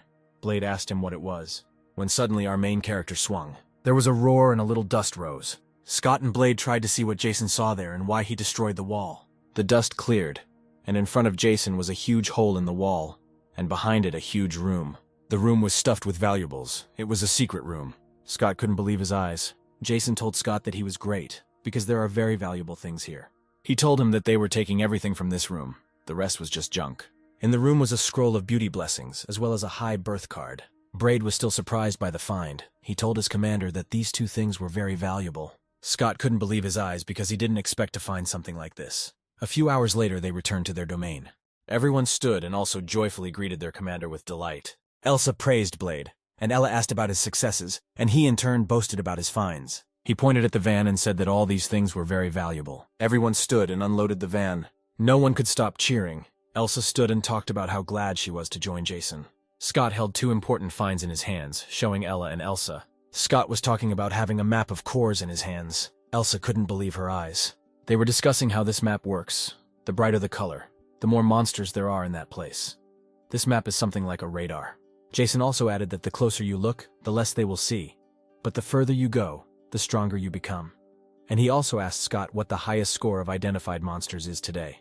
They said that if the expected color rating was confirmed, blue lights would appear. Blade said that the world was full of monsters stronger than the Black Death. Elsa could not believe it. Jason thought that with his current strength, he could not oppose anything to more powerful monsters. People heard rumors about the boss and began to gather and move towards them, creating McClan. No one could cope. Instead, the boss allowed McClan to expand into the McGuild and create a new clan under his wing. 0-0. Everyone stood and said that they had already been standing for several hours and were waiting for their commander. Soon after the boss appeared, many calmed down. They were suppressed by only a small part of the major. Jason took the weapons from them, saying that negotiations would begin right away. The boss had already become an independent representative of the entire city. He could no longer simply unconditionally indulge people. Jason talked about how some of them would receive artifacts. All of them would receive weapons and ammunition. He also added that the awakened ones and the team members would enter the McClan and work. Everyone began to rejoice. People cheered, but it was not easy to meet the boss's demands. Jason said that there are not enough artifacts for everyone, so one of the conditions is one hand. Nobody understood what was going on, in the sense that everyone thought with one hand. Of course, this was a test of how we could decide to sacrifice you. No one doubted it. Some thought that Jason would seriously chop off their hand. Soon, anger and confusion gave way to fear. If a challenger received more than 9 points, he was eliminated, leaving only 2 challengers. The woman and the man cried out in one voice that they were claiming. Jason, just in case, asked the people again which of them wanted to get weapons. He threw his dagger straight at the girl and the man. A multi-axis scream rang out. The dagger stuck into the ground with incredible force, after which he returned to Jason's hand, and he in turn said that they should leave their hand in reserve. If they break or do not follow the rules, then they will return unquestioningly. Jason told Scott that these two are joining their team. The girl and the man couldn't gather their thoughts. They were just ready to say goodbye to their hand. Some time passed, night was falling. Jason asked Robert if he had chosen a weapon. Scott thought that these two were very well prepared. They could quickly get used to everything. Jason asked Scott when the protective gear would be ready, to which he replied that the shop manager said he could finish the prototype today. He also added that if the major approves it, then mass production will also begin from today. They moved into the workshop when suddenly Elsa screamed. Approaching the map, Elsa said that the green dot had moved. Jason said that he had not yet met such monsters, so he could not say for sure, but it was clear to him that with their current powers it was simply impossible to fight green-eyed monsters. Also, monsters with orange eyes were approaching the city. Scott said that he thought there would be at least some kind of break, but it turned out to be the calm before the storm. But after some time, Jason thoughtfully told them that their only opportunity to get a green rating is now. He also added that there is no time. We must continue to fight and supply at the same time to increase the chances of survival. Everyone stood and listened to Jason's order. Everyone understood that there was only enough ammunition for this battle. There were 2 more units heading towards another city. It was necessary to transport weapons there, Jason said. Robert and Eve agreed with Jason's orders. The major also added that there is no information about the 4th rating, that is, green-eyed, but now there is a huge probability of destroying our squad. After increasing the rating, they must deal with it as quickly as possible. Blade and Scott stood there sweating. They were a little scared, because the last battle was difficult. Jason walked into the workshop, when suddenly a man shouted that they were here. The old man barely stood up. He screamed for his things to be prepared. Red Val and his team came out to Jason. Scott introduced the major, who in turn bowed and said that he was pleased to meet you. The head of the workshop, looking at Jason, was speechless for a while. Jason politely turned to Redwall and asked to show his prototype equipment, who in turn showed where they needed to follow. They entered the workshop where there were a lot of things. It was immediately clear that they spend a lot of time here. There was a uniform on the table. Everyone screamed wow in surprise. Jason looked at the mold. At this time, Red Val said that about 20 molds were already ready. Thanks to the current production speed, they could produce 10 molds a day. Also, the head of the workshop showed the weapon. Jason thanked him, because now they can fight with the orange ones. Eyes of Black Death, when ingested, give the power of Black Death. Blades increase power. Everyone stood surprised, because no one could believe that artifacts could be created with their own hands. Jason was still in his thoughts, saying that they were leaving. Eve answered so accurately. They said goodbye to the master and his subordinates. Radval shouted good luck to the departing Jason and his team. Redwall thought that he knows why he praises him and follows him. An hour passed. Everyone was preparing for battle. Elsa and Blade were guarding the entrance to the room. In this room, Jason was sitting on a seat, deep in sleep. Next to him stood an empty divine cup. He opened his eyes from the screams that were calling him. Opening his eyes, he thought about whose voice it was.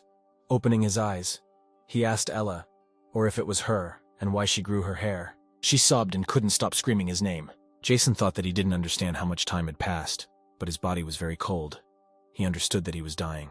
When he suddenly closed his eyes, Ella screamed even louder. The girl screamed for Jason to remember that he could change this. She hoped that he would help, and she would tell him her desire. The guy, having opened his eyes slightly, did not understand what was going on. Suddenly he woke up covered in sweat. Holding his head, he thought that such a future was unacceptable. Leaving the room, he ordered everyone to gather. After a while, everyone gathered. They discussed the future that Jason saw. Jason spoke about the 6 artifacts that Ella had mentioned. Scott began to talk about some strange museum that might contain artifacts. But our main character told him that most likely these artifacts had already been stolen. But Scott said there was still a chance and they needed to check. He talked about some great tomb. But suddenly Scott screamed and grabbed his head. He screamed that he wondered who could hurt the boss so badly. Jason thought that if it was a monster, he would not have left him alive. Ella also did not participate in the battle, and he died of weakness. Blade compared the current world to a video game. Our hero suggested that the number of monsters may be limited. He said that in the end it might turn out that there will be more awakened people and fewer monsters, then people will again climb to the top. Everyone listened carefully to our main character's assumptions. The roar of engines was heard. Our heroes were heading somewhere. Ava and Robert were silent because this was their first time participating in a mission. They rode in new equipment. The equipment covered the entire body. It was comfortable to use and free to move. Everyone was talking about collecting as many remaining weapons and pills as possible. Everyone was thinking that the monsters around the city hall had not been identified. They needed to defend themselves and monitor them with a minimum number of people. Blade said that Eve and Robert would split into 2 teams. Blade and Elsa had to use the map to find their location, and then get rid of weak monsters, while Scott and Ella remained in the mayor's office to guard the base and monitor the wounded, and periodically report on the situation on the map. Jason also added that after completing their missions, they returned to the unit. As he left, he told them that they were returning alive. There was silence. Everyone looked at our main character, seeing in him their commander. As soon as Jason started to walk away, they cried out in unison to eat. There was screaming in the streets, and there was a slight pressure in the air. A huge number of monsters were moving somewhere, with human corpses lying around them. The monsters destroyed absolutely everything in their path. Along the way, they ate the remains of the surviving people. A larger monster was moving behind them. They looked like lizards. Among them was a huge monster which stood out most of all for its size. The monsters made sounds similar to the cawing of crows. The orange-eyed demon looked into the distance. A crowd of monsters surrounded our main character, who was standing on the skull of some monster. Jason thought about how many of them came, but this is their territory. He laughed, saying that they would regret coming near his territory. This skull belonged to the Black Death. They deliberately blocked the entrance. Raising his hand, he gave the order for everyone to get ready. Everyone was ready. No one wanted to lose their place. The monsters outnumbered the humans many times over, but no one showed any fear. When suddenly Jason screamed for them to quit, a loud sound began to be heard, and at the same time several soldiers pulled the pin from the grenades. The soldiers began throwing grenades directly into the crowd of monsters. The monsters did not immediately understand what was happening. Suddenly grenades began to explode and flames rose. This was followed by gunfire, and there was a strong smell of gunpowder in the air. The monsters made squeals. They were squeals of pain. The largest lizard scattered his subordinates in different directions. He was very angry. The lizard opened its mouth and flames came out of it. Even more explosions began to be heard, because some grenades did not explode from the fall, and at the same time other smaller lizards began to die. The flames expanded more and more. Visibility was zero, when suddenly the monster threw the ball right at the roof on which the fighters were standing. There was a roar and dust rose. As soon as everything cleared up, wounded soldiers lay on the roof. The building was enveloped in fire. At this time, our main character was already approaching the monster with incredible speed. He was approaching the surviving monsters. One by one he cut down the lizards. The monsters, noticing Jason, began to move towards him, making some strange sounds. Jason's eyes were like the eyes of a monster, and his speed was incredible for a human. On the street there was noise. People were screaming. A monster was screaming, and the smell of gunpowder was in the air. Blade and Elsa were fighting some red monster. They fought in close combat, the huge creature holding axes in its hands. It was clear from the battle that this creature was superior in strength to our heroes. It dealt devastating blows to our heroes, forcing them to go on the defensive. They both thought that they did not understand how their boss was able to fight them, because they are incredibly strong. But suddenly Blade struck straight at the monster's leg. Elsa at the same moment began to fire at him. The creature began to scream. It became angry. But Blade did not give him a break. He dealt a crushing blow to the head. At that moment, Elsa jumped up, holding a machine gun in her hand, at the end of which there was a bayonet knife. She stabbed it straight into the monster, and even the ground collapsed from the creature's fall. Blood splashed in different directions, and there was silence. At this time, our main character continued his battle with numerous creatures, when suddenly our main character jumping over several monsters. He walked right up to their leader, standing face to face with him. The monster immediately opened its mouth and launched a fiery ball towards Jason. But Jason immediately gathered energy in his hand. The fireball exploded before reaching our main character. The monster began to scream. There was a slight pressure in the air. Realizing that the ball did not hit the target, the monster immediately went into close combat. The lizards standing next to the leader in an instant were cut into small pieces. Jason stood in a stance. He was preparing to attack the leader. His eyes again took on an animal look. The leader of the lizard began to scream. Rushing towards Jason, he wanted to tear him apart with his claws. But our main character immediately attacked the creature with his dagger. The leader stopped, frozen in one position. Jason was able to split the monster in half with just one swing. The remaining lizards were shocked by this. They did not even move. Jason smiled and said it was time to finish. After some time, there was silence on the streets of the city. Some people were screaming from one building. A few minutes later, the screams stopped, and a huge number of corpses of people lay on the ground. In front of our main character stood a man holding a pistol, who shouted that he did not understand how Jason could do this. Jason, looking away, said that he was just passing by. The man opposite, in turn, did not stop screaming. Jason told him that who of them was still crazy. Dozens of bodies of women in the basement that died due to horror and harsh treatment. But he also said that he was not here for this, but he could not get past it. He shouted that Jason was a bastard and that he should shut up. But Jason continued to say that the world is filled with monsters, and they are the ones who should not be among them.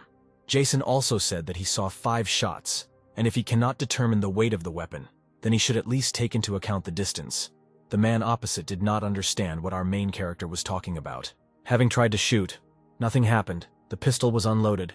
Then he decided to throw it towards our hero, but it was unsuccessful. The man talked about not letting Jason piss him off, since he is also awakened and has powers. He started shouting for our protagonist to watch carefully.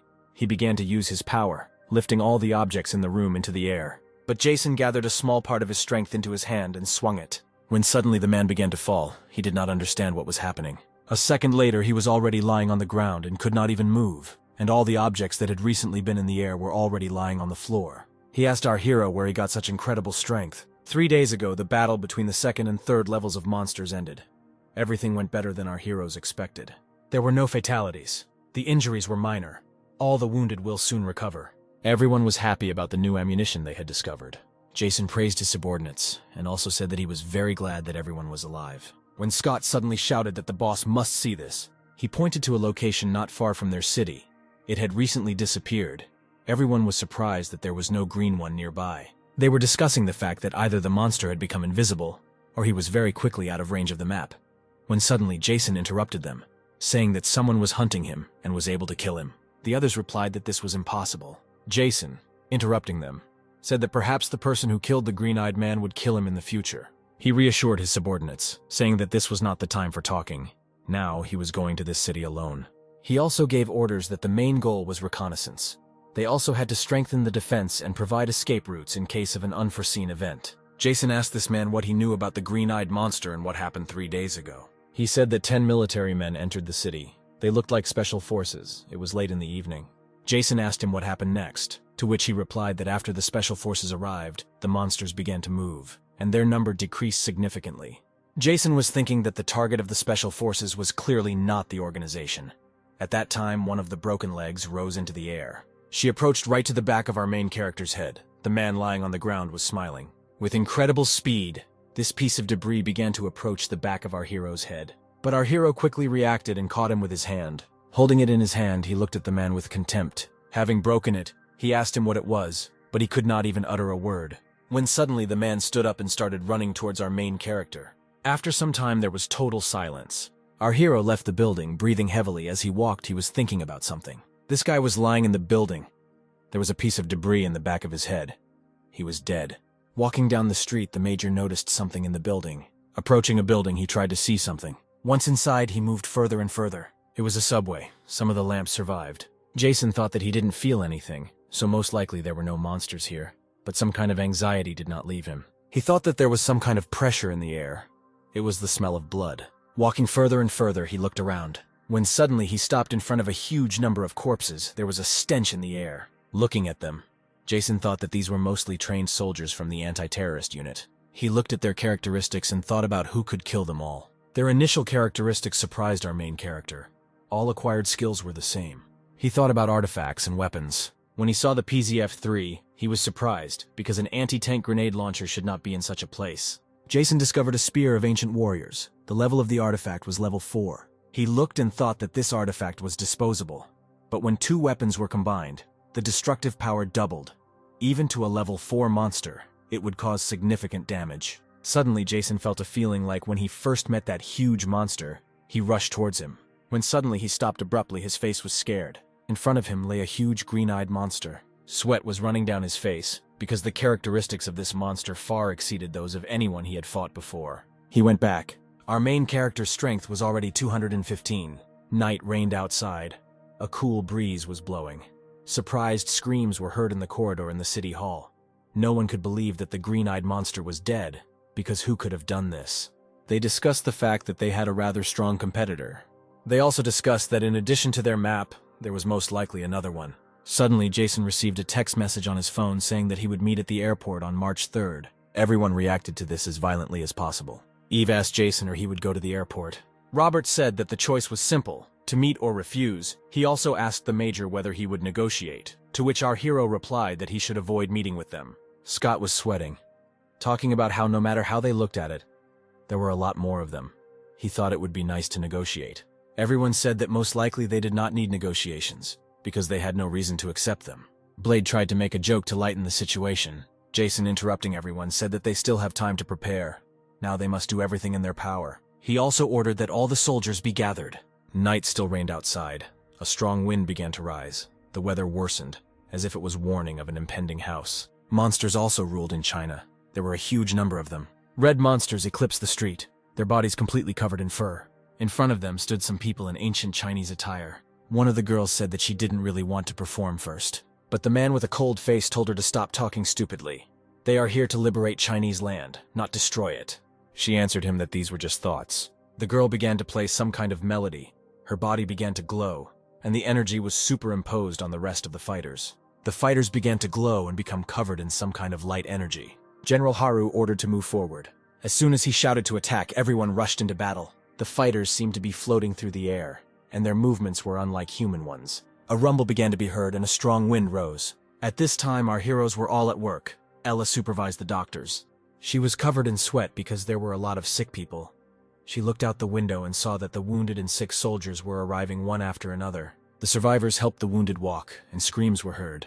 At this time, Scott and Jason stood discussing what is most difficult for ordinary fighters now. Jason talked about holding on, thinking about the future and Ella. After the appearance of monsters, the deserted city quickly began to collapse. Communication was immediately paralyzed, and electricity stopped supplying. A crowd of people immigrated to another city. However, it is not so easy to end the people themselves, and many of them began to look for ways to solve the problems that had arisen. Engineers set up the production of solar panels and began to generate electricity using them. Every effort was made to prepare the militia. With the help of search teams, the food problem was solved. Scott turned to our hero, saying that more and more people were arriving. In such conditions, he thought that it was probably worth thinking about the control system first. He said that they could call it whatever they wanted, he didn't care, and thus the guild slowly gained strength, strengthening humanity's ability to survive. Once again we are transferred to the room. Jason was sitting on a chair, the divine thicket was empty. The city was in ruins, Jason was in great pain. His whole body was covered in wounds and blood. He could not even utter a word. He looked at the ground, his hand lay on the ground, and some people stood near it. Jason thought about who they were. They, in turn, praised our main character because he is a famous dragon hunter. Jason thought about the fact that they spoke Chinese. He needed to learn it. Suddenly, from behind him, he felt someone approaching. A man in a raincoat stood behind him. Having only had time to look at him, he saw a blade approaching him. He pierced our main character right from behind. This man said that it was amazing because this was a defeat for our hero. He asked Jason whether he was able to feel something, but our hero only spat blood. He asked Jason if he had something to say. Jason, in turn, thought that he could no longer hold on, because he had pierced his heart. He thought that he needed to remember that there were 6 snakes here. The sword pierced our protagonist further and further, blood flowing down the sword. When suddenly he pulled out a sword, our hero began to fall. Kneeling down, he tried to remember as much information as possible. The man standing in front of him asked him what he was muttering. Was he really making some kind of covenant? The man in the cloak said, laughing. The girls shouted at him to finish with him quickly, or they would do it. Smiling, he swung. He told him that he needed to finish quickly, because the girls were already acting up. The sky was covered with small clouds that blocked the rays of the sun. The man shouted goodbye. Jason woke up covered in sweat. His breathing was ragged, his face was covered in sweat, his body was trembling. Holding his hand, he said that it was so good that it was in place. He thought about the fact that there were 3 days left before what was happening in the dream. Scott said that if in the future his nickname was Dragon Hunters, then he was finished. But how did he manage to lose in battle then? The guy wondered. Robert said that we need to go to the airport because there might be a clue there. Jason asked Scott if he could recognize the man by the sword. Scott, seeing the sword, was surprised and began to talk about it. The Major was saying that nothing was known yet, but if they managed to find at least some clue, that would be good. When suddenly Blade burst in screaming. Ella asked what happened to him. Blade boasted that he had finally managed to defeat a level 2 monster on his own. He laughed, boasting everyone stood in a stupor because they thought that someone was attacking. Jason smiled. Ella held her head, thinking Blade was stupid. Everyone started praising the guy with the bat, and Jason started to walk away. The red-haired girl looked at the departing commander, wondering what Jason was thinking. As the man left, he replayed a situation from the future in his head. It was March 3rd, and it was snowing at the international airport. Footsteps were heard at the airport. There were both whole planes and destroyed ones. The atmosphere was terrible, because just recently all these planes were transporting thousands of people, but now they are standing motionless. Some group got out of the truck and moved slowly. Several Special Forces soldiers returned from the mission. They walked with their heads held high. It was clear from their faces that the mission had ended successfully. They had new machine guns in their hands. The group of people was happy. Shouts began to be heard in the building that Team D was in place. After some time, everyone lined up and one of the commanders shouted that the group was in combat readiness. The commanders stood and discussed their successes. They said that they could not even reach the orange level. They also said that there had been no news from Group C for a long time.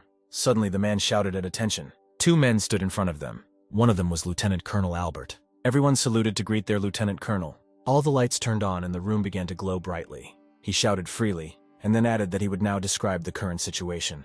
The man standing next to the Lieutenant Colonel said that Major Ricky had not yet attended a single meeting. The fighters discussed among themselves that the Major could not be defeated. This option was possible only if he did not encounter something more serious than the blue level. When suddenly a man standing next to the Lieutenant Colonel shouted for everyone to shut up. The Lieutenant Colonel said that they could simply have lost their way, but they are setting themselves up very badly by staying here for so long. When suddenly a sound was heard, everyone began to turn around. Lieutenant Colonel Albert narrowed his eyes. Everyone became wary. They began to raise their machine guns. They took them off the safety. They were preparing for battle.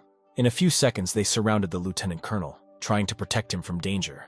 They said that the Lieutenant Colonel should not expose himself. Intelligence reported that there was only one man standing. This was our main character. He covered his face with a hood. Suddenly, everyone rushed. They shouted that they needed to check everything. A command came from one of the commanders that one must approach carefully. Coming closer, they aimed at our hero, telling him not to make sudden movements. Otherwise, they would open fire to kill. The Lieutenant Colonel was informed that there was a young guy standing there. As he said, his name was Jason, and he also added that this guy wanted to talk to the main one. The Lieutenant Colonel immediately asked the soldier his name, to which he answered Jason. Albert immediately remembered that cold face. After some time, there was silence. All the fighters stood and watched with interest. Lieutenant Colonel Albert stood directly in front of our protagonist. He told our hero that he couldn't believe that Major Jason survived, And after a while he added, although yes, how could such a fighter die? Jason stood and looked at him with a cold gaze. Everyone stood and thought that the conversation was going on for too long. They did not understand how the lieutenant colonel knew him. One of the soldiers suggested that he was most likely from the military, but due to his age, he was unlikely to be a senior officer. Jason suggested that he resolve everything through peaceful negotiations, to which Albert replied that he had no right to decide this on his own, and that it was not within his competence to cooperate with non-governmental organizations. He also added that his army would not be able to fight with his fighters, because they are much more experienced and have more weapons. Jason silently began to remove the glove from his hand. The major, showing the mark on his hand, said that if a battle broke out, then half of the fighters would definitely stay here forever. Sweat was running down the old man's face. He was thinking about whether he really intended to fight alone against an entire army, although no. If we remember his past achievements, then anything is possible. A man was walking from behind Jason. It was Major Ricky. He walked leisurely, finishing his cigarette. Turning around, Jason saw Major Ricky. All the fighters began to rejoice at the return of the major. Ricky apologized to the lieutenant colonel for being late. Smiling, he saluted, greeting his commander. Suddenly it dawned on our main character that this voice reminded him of such a person. After some time, the major reported everything completely to the lieutenant colonel. After the report, he asked Albert who it was and why this crowd was watching like it was some kind of performance. But without allowing Albert to answer, Ricky added that he assumed that this man was asking for cooperation in order to continue ruling in his town. When suddenly the lieutenant colonel said, "Duel with fists." 5 minutes later, Jason and Ricky were left standing alone, preparing to fight. Everyone watched what was happening. There was silence. Major Ricky told Jason that he was interested in the skills of a fighter who served in the Secret Service. Looking at our hero from above, he said that he would die anyway. Ricky tossed the coin, and as soon as it landed, the fight began. They suddenly struck each other in turns. None of them were going to give in, defending themselves and then going on the attack. Their blows were devastating, and they both showed skill in close combat. The blows were so powerful that snow rose around them. Jason didn't want to give in, because cooperation was at stake, and Ricky also couldn't lose, because it would be a shame in front of his comrades. The sounds of the impacts echoed several meters around. The fighters stood and said that they were not people. They couldn't believe that anyone could fight on equal terms with Major Ricky. They talked about how Major couldn't lose, because he had the nickname Rodmaker. They said that he alone could cope with a yellow-level threat, and if he had a team with him, then even a blue one. But the lieutenant colonel interrupted them, saying that their major was now fighting with Major Jason. He was the only survivor of those who were called ghosts. He also added that legends were made about them even among senior management, but only a small circle of people knew about its existence. And they were used only in those operations that required something that ordinary people are incapable of. And at the same time, only one combat unit could be used without wide publicity. After some time, the lieutenant colonel also said that he saw Jason in the case, and it is still hard for him to remember it. At this time, the fight between Jason and Ricky continued. Ricky began to get angry because he could not land a single direct blow. Suddenly, Jason, seeing that the enemy had opened up, struck him. After that, he began to twist his arm, delivering several more blows. But he broke free, trying to push Jason back. There was blood coming from his mouth. Raising his leg, he tried to deliver a crushing blow to our protagonist. But he dodged and kicked him. There was a crash. Jason continued to hit the major, and after a few seconds he found himself on the ground. Heavy snow began to fall. No one could believe that Major could lose. They watched the battle with open mouths, trying to support their commander. As soon as the snow settled, Major Ricky lay on the ground and I stood next to our main character. After some time, the soldiers had already surrounded their commander. They said that there was no threat to life. The lieutenant colonel talked about situations happening nearby. He said that now out of 31 bridges, only 2 remained. The rest were blown up. Jason asked Albert about the status of the VIP, to which he replied that they care about his safety. Our hero thought that the lieutenant colonel was lying. They could not protect the president, and now they were only indulging their ambition. But this could make things even worse. Jason said that they would fight the monsters and use their powers to destroy them, and Albert said that they would help in cooperation. Handing the tokens to the old man, our hero said that he found them in an underground tunnel. They dispersed. The soldiers of the lieutenant colonel's detachment returned to the building. The lieutenant colonel thought that he suspected that Major Ricky would not be able to cope with Jason, yet it was still difficult to imagine him losing. He also thought that his psyche was most likely broken because he had distinguished himself in so many hot spots. The lieutenant colonel squeezed the dog tags tighter and tighter. Our hero walked and thought about the battle with Major Ricky. He thought that he could not be broken. Albert ordered his men to keep an eye on Jason, but he also added that they should be careful since he was able to deal with Major Ricky quite easily. When Jason returned back, he was already being followed by the lieutenant colonel's subordinates. When suddenly he appeared right in front of them, they were stunned by this turn of events. They could not understand how this happened, because literally just now he was walking from below. They tried to attack him, but Jason was already gathering energy in his hand. He directed energy towards the fighters. The masked people were afraid to move because they knew nothing about the Major's strength. Suddenly their body began to tremble. They could not even move a finger. Jason told them that he had no intention of killing them. They asked him what he wanted from them then, to which Jason replied that he wanted them to always remain in his sight for a crescent. Suddenly his face changed. After a couple of seconds of silence, he added that there was another option to send their bodies to the lieutenant colonel. The girl's name was Sergeant Julie, and the man's name was Sergeant Brad. Our heroes happily greeted their commander. The main character said that the status of the president and prime minister is vague. He also added that he wanted to kill Major Ricky, but decided not to do it for now in order to use the lieutenant colonel in the future. Scott said that thanks to the lieutenant colonel, they will be able to carry out tasks from the government, thereby receiving rewards in the form of artifacts. Jason also added that artifacts are now worth more than any firearm. He also talked about how they won't beg or buy them. They need to make sure they give them to them. Julie and Brad couldn't believe their eyes. After all, they made a protective wall and periodically combed the perimeter behind it. Solar panels were installed inside, and work was organized to cut up monsters. The ruins of buildings were cleared, and roads were restored. The people who were here enjoyed life, and the military, of course, did the same. But everything there was more likely based on forced labor. After some time, our heroes again went on a cleanup mission. Sergeant Julie showed good skills in destroying monsters. Sergeant Brad also destroyed one monster after another. The Blade showed higher skills, destroying several monsters in one swing. Elsa did not lag behind him, firing at the creatures. Spiders that came close enough were destroyed with a bayonet. Eve also destroyed monsters. Robert covered for her. Suddenly it became difficult to breathe. They heard some screams and turned around. It was a huge spider, their leader. He made very creepy screams, showing his advantage over the others. Julie and Brad began to tremble because the orange level stood in front of them. Walking leisurely, Jason shouted about why they were marking time in one place, because this was completely different from what they had to deal with before. He walked straight towards the leader of the spiders. Our heroes began to ask whether our main character could kill 6 yellow-eyed monsters at once. The newcomers listened in surprise to their arguments. The monster rushed towards our main character. He, having begun to use the power of Black Death, also rushed towards the spider. There was a roar, and dust rose. On the 18th of March, there was a new meeting with the lieutenant colonel, at which Scott expressed his desires. A small argument arose, but the lieutenant colonel shut up his subordinate. After they agreed, our heroes began to leave. The snipers asked the lieutenant colonel for orders. Jason felt that they were being targeted. He told the lieutenant colonel the exact coordinates of their location, and also added that if even one shot was fired, everyone would die, and also the next time the meeting should take place without them. Julie and Brad were shocked by what they heard, because the next mission could be the last for Jason's entire squad.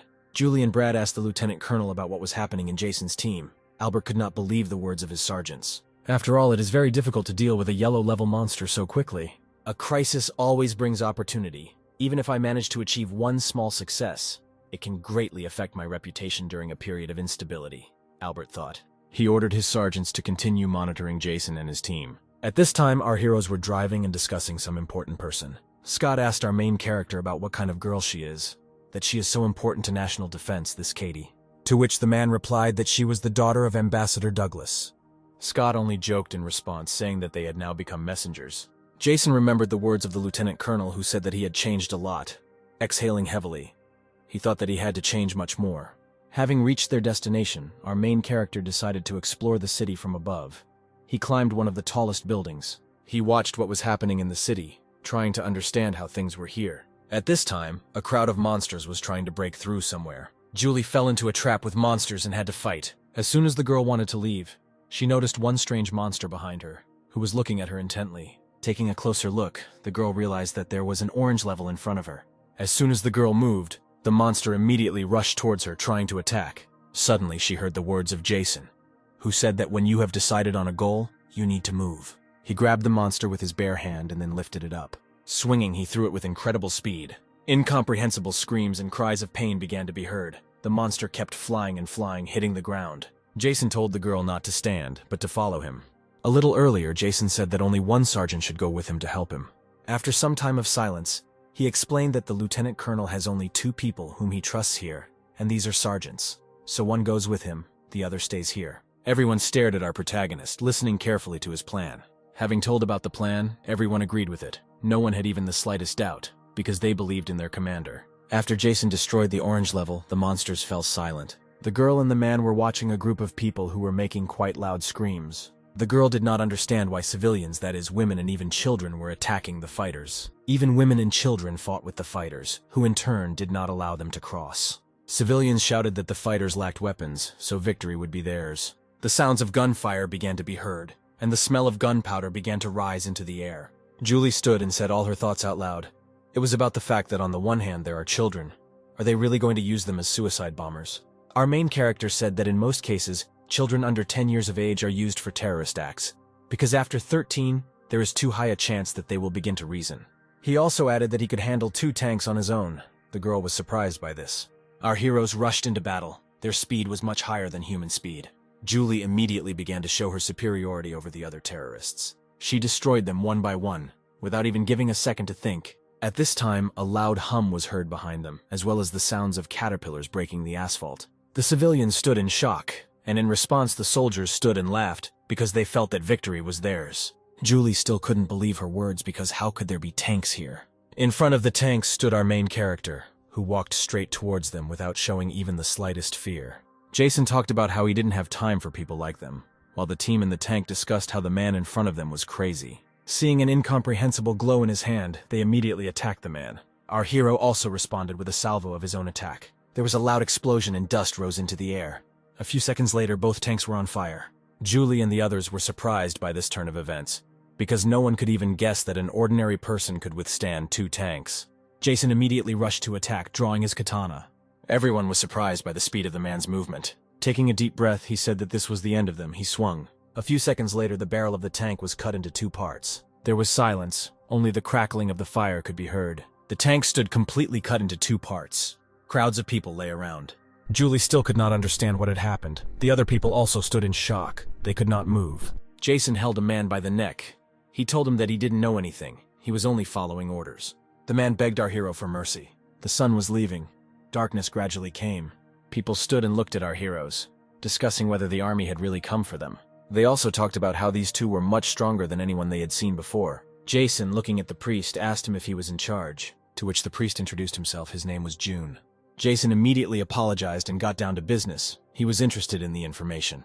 June extended his hand, showing where to follow. Jason saw the Saint's Cross. His sure as a relic was the 3rd. After some time, our heroes entered the building. The priest began a story about a green-eyed devil who controls their city. He is about 10 meters tall and is always followed by a crowd of smaller monsters. He has killed many people, including a bunch of military men. Julie asked why no one was attacking this area, to which the priest replied that he thought they were protected by God, but this is not so.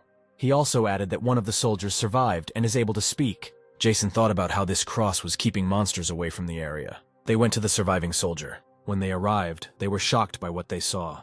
Because of all the limbs of the fighter, only 1 arm remained intact. The man introduced himself and also said that he began the task on January 22nd. He said that their mission was to rescue the families of ambassadors from various countries, including the United States, as well as to search for recruits. He also added that there was a traitor in their ranks. He extended his hand, holding some kind of figurine in his hand. He asked him to take it.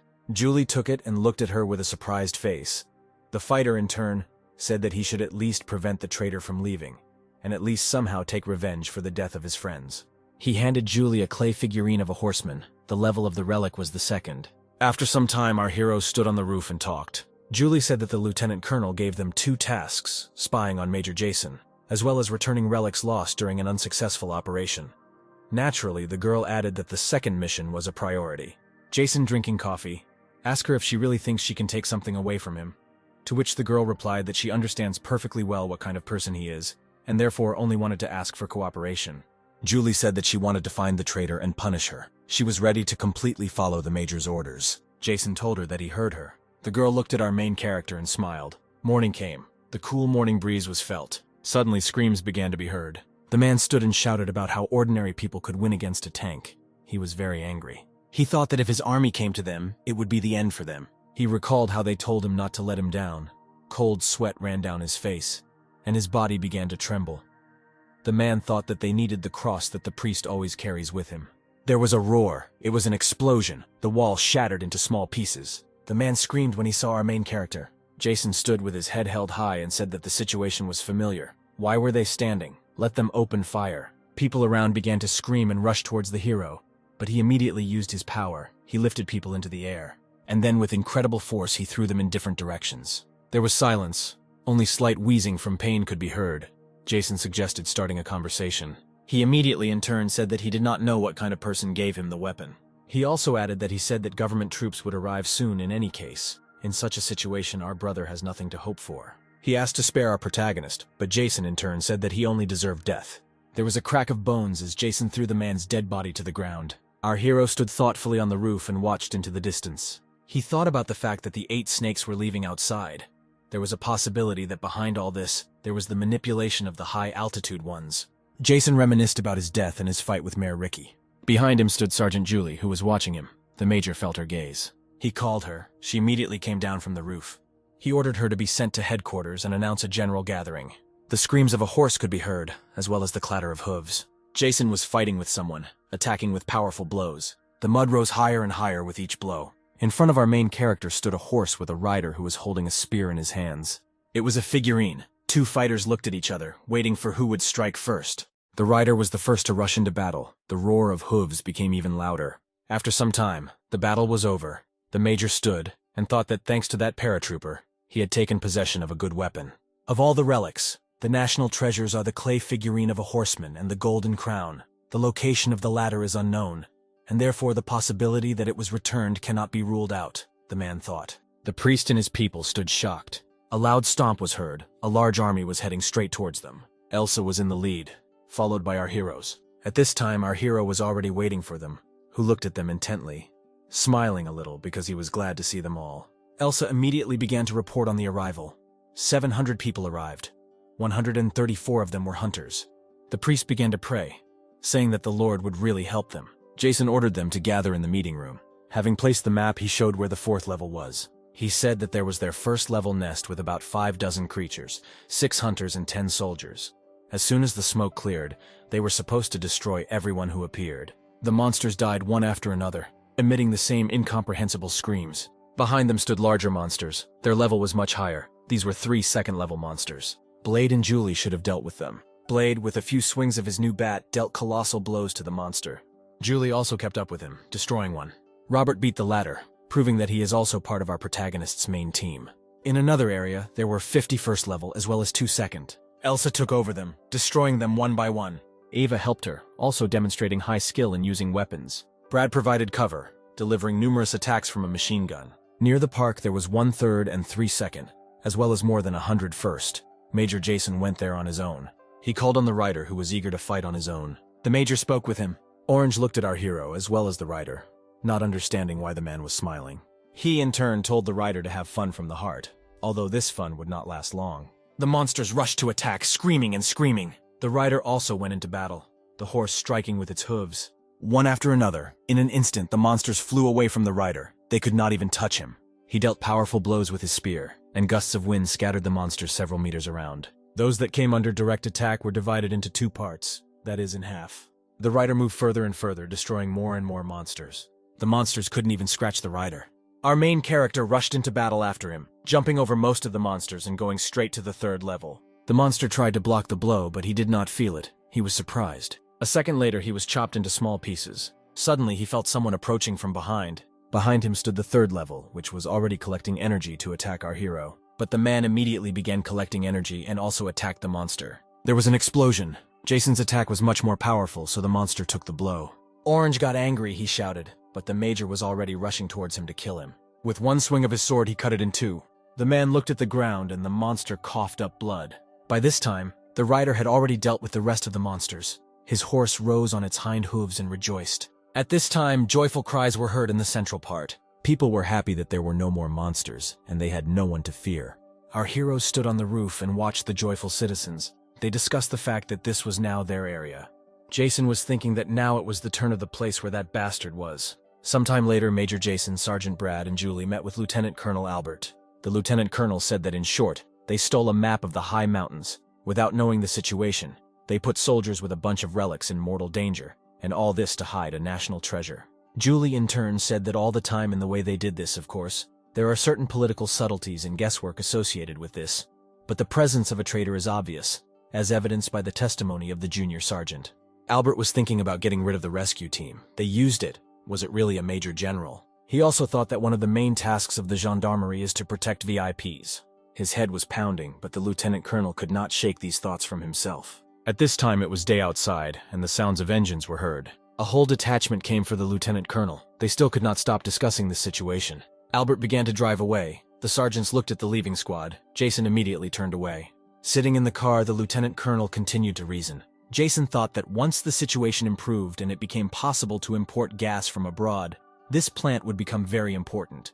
So from this moment of the capture of this region, the Emek Guild ceased to be just a dangerous armed group. It became a threat. Screams were heard from the headquarters about how he could leave the traitor alone. The man told the lieutenant colonel that if the lieutenant colonel did not know about the traitor, then he might have accomplices. He also added that things are tight in the army now. Just one small suspicion is enough for you to immediately lose your shoulder straps. The joyful cries of children playing with a ball could be heard on the street. Albert continued to leave Jason, and the memories did not leave him. Night fell. Darkness reigned in the tower on the mountain. The air seemed heavy. The king's stone shone red and armed men surrounded it. 2 men stood in the tower and watched what was happening. The major general spoke about some problem in the region, to which the colonel answered him that this trouble would not become a serious problem. They were discussing the guild of our main character. But suddenly the colonel said that in extreme cases they could set monsters from another region, so there was no problem with that. They also discussed the fact that now it would be impossible to enter this region even with a tank. The major general was lost in thought. The colonel looked at him and could not understand what the general was thinking about. He asked the colonel what was happening with the 8th Division, to which he replied that right now it was being replenished with new personnel on the front line. The colonel replied that the conditions for cooperation were unacceptable. Time was needed. Suddenly a man came to them. It was Major Ricky. They asked him why he suddenly came to them, to which he handed them the letter. There was a grin on his face. At this time, a boat was moving through the water. Suddenly he stopped, and a man in a diving suit approached the edge of the boat. He jumped into the water and then began to swim. Blade said that there should be no one at the bottom of the sea. Going there alone is still dangerous. Elsa said that John was created as a result of the drainage and connection of 3 islands as a consequence, so the exact situation from the relics is impossible to establish. In addition, the bridge is now destroyed. Scott suggested simply blowing it up, to which Eve immediately said that if there was no bridge, it would not be easy for the survivors to get out of there, and besides, they had no evidence that he could not swim. Jason said his final decision. It was that 100 people who had awakened would set up an ambush in front of the bridge. The 2 of you would do this. If the monster did not disappear from the map within 4 days, he ordered Julie and Brad to leave. Swimming to the shore, he untwisted one of the blankets. PSG-1 was wrapped in it. Our main character, Major Jason, was in a diving suit, thinking that he was starting to eliminate the target. At this time, monsters reigned in the city. There was a huge crowd of them. The screams could be heard for several kilometers around. They destroyed everything in their path, moving forward and destroying more and more. Behind the entire crowd of monsters, there was also a leader. His size was much larger than the rest, and his eyes were bright green. Our main character was already sitting on the roof, aiming at the monsters. He thought that at such a distance he didn't really need to aim, but he had to put his energy into the bullet, and he fired.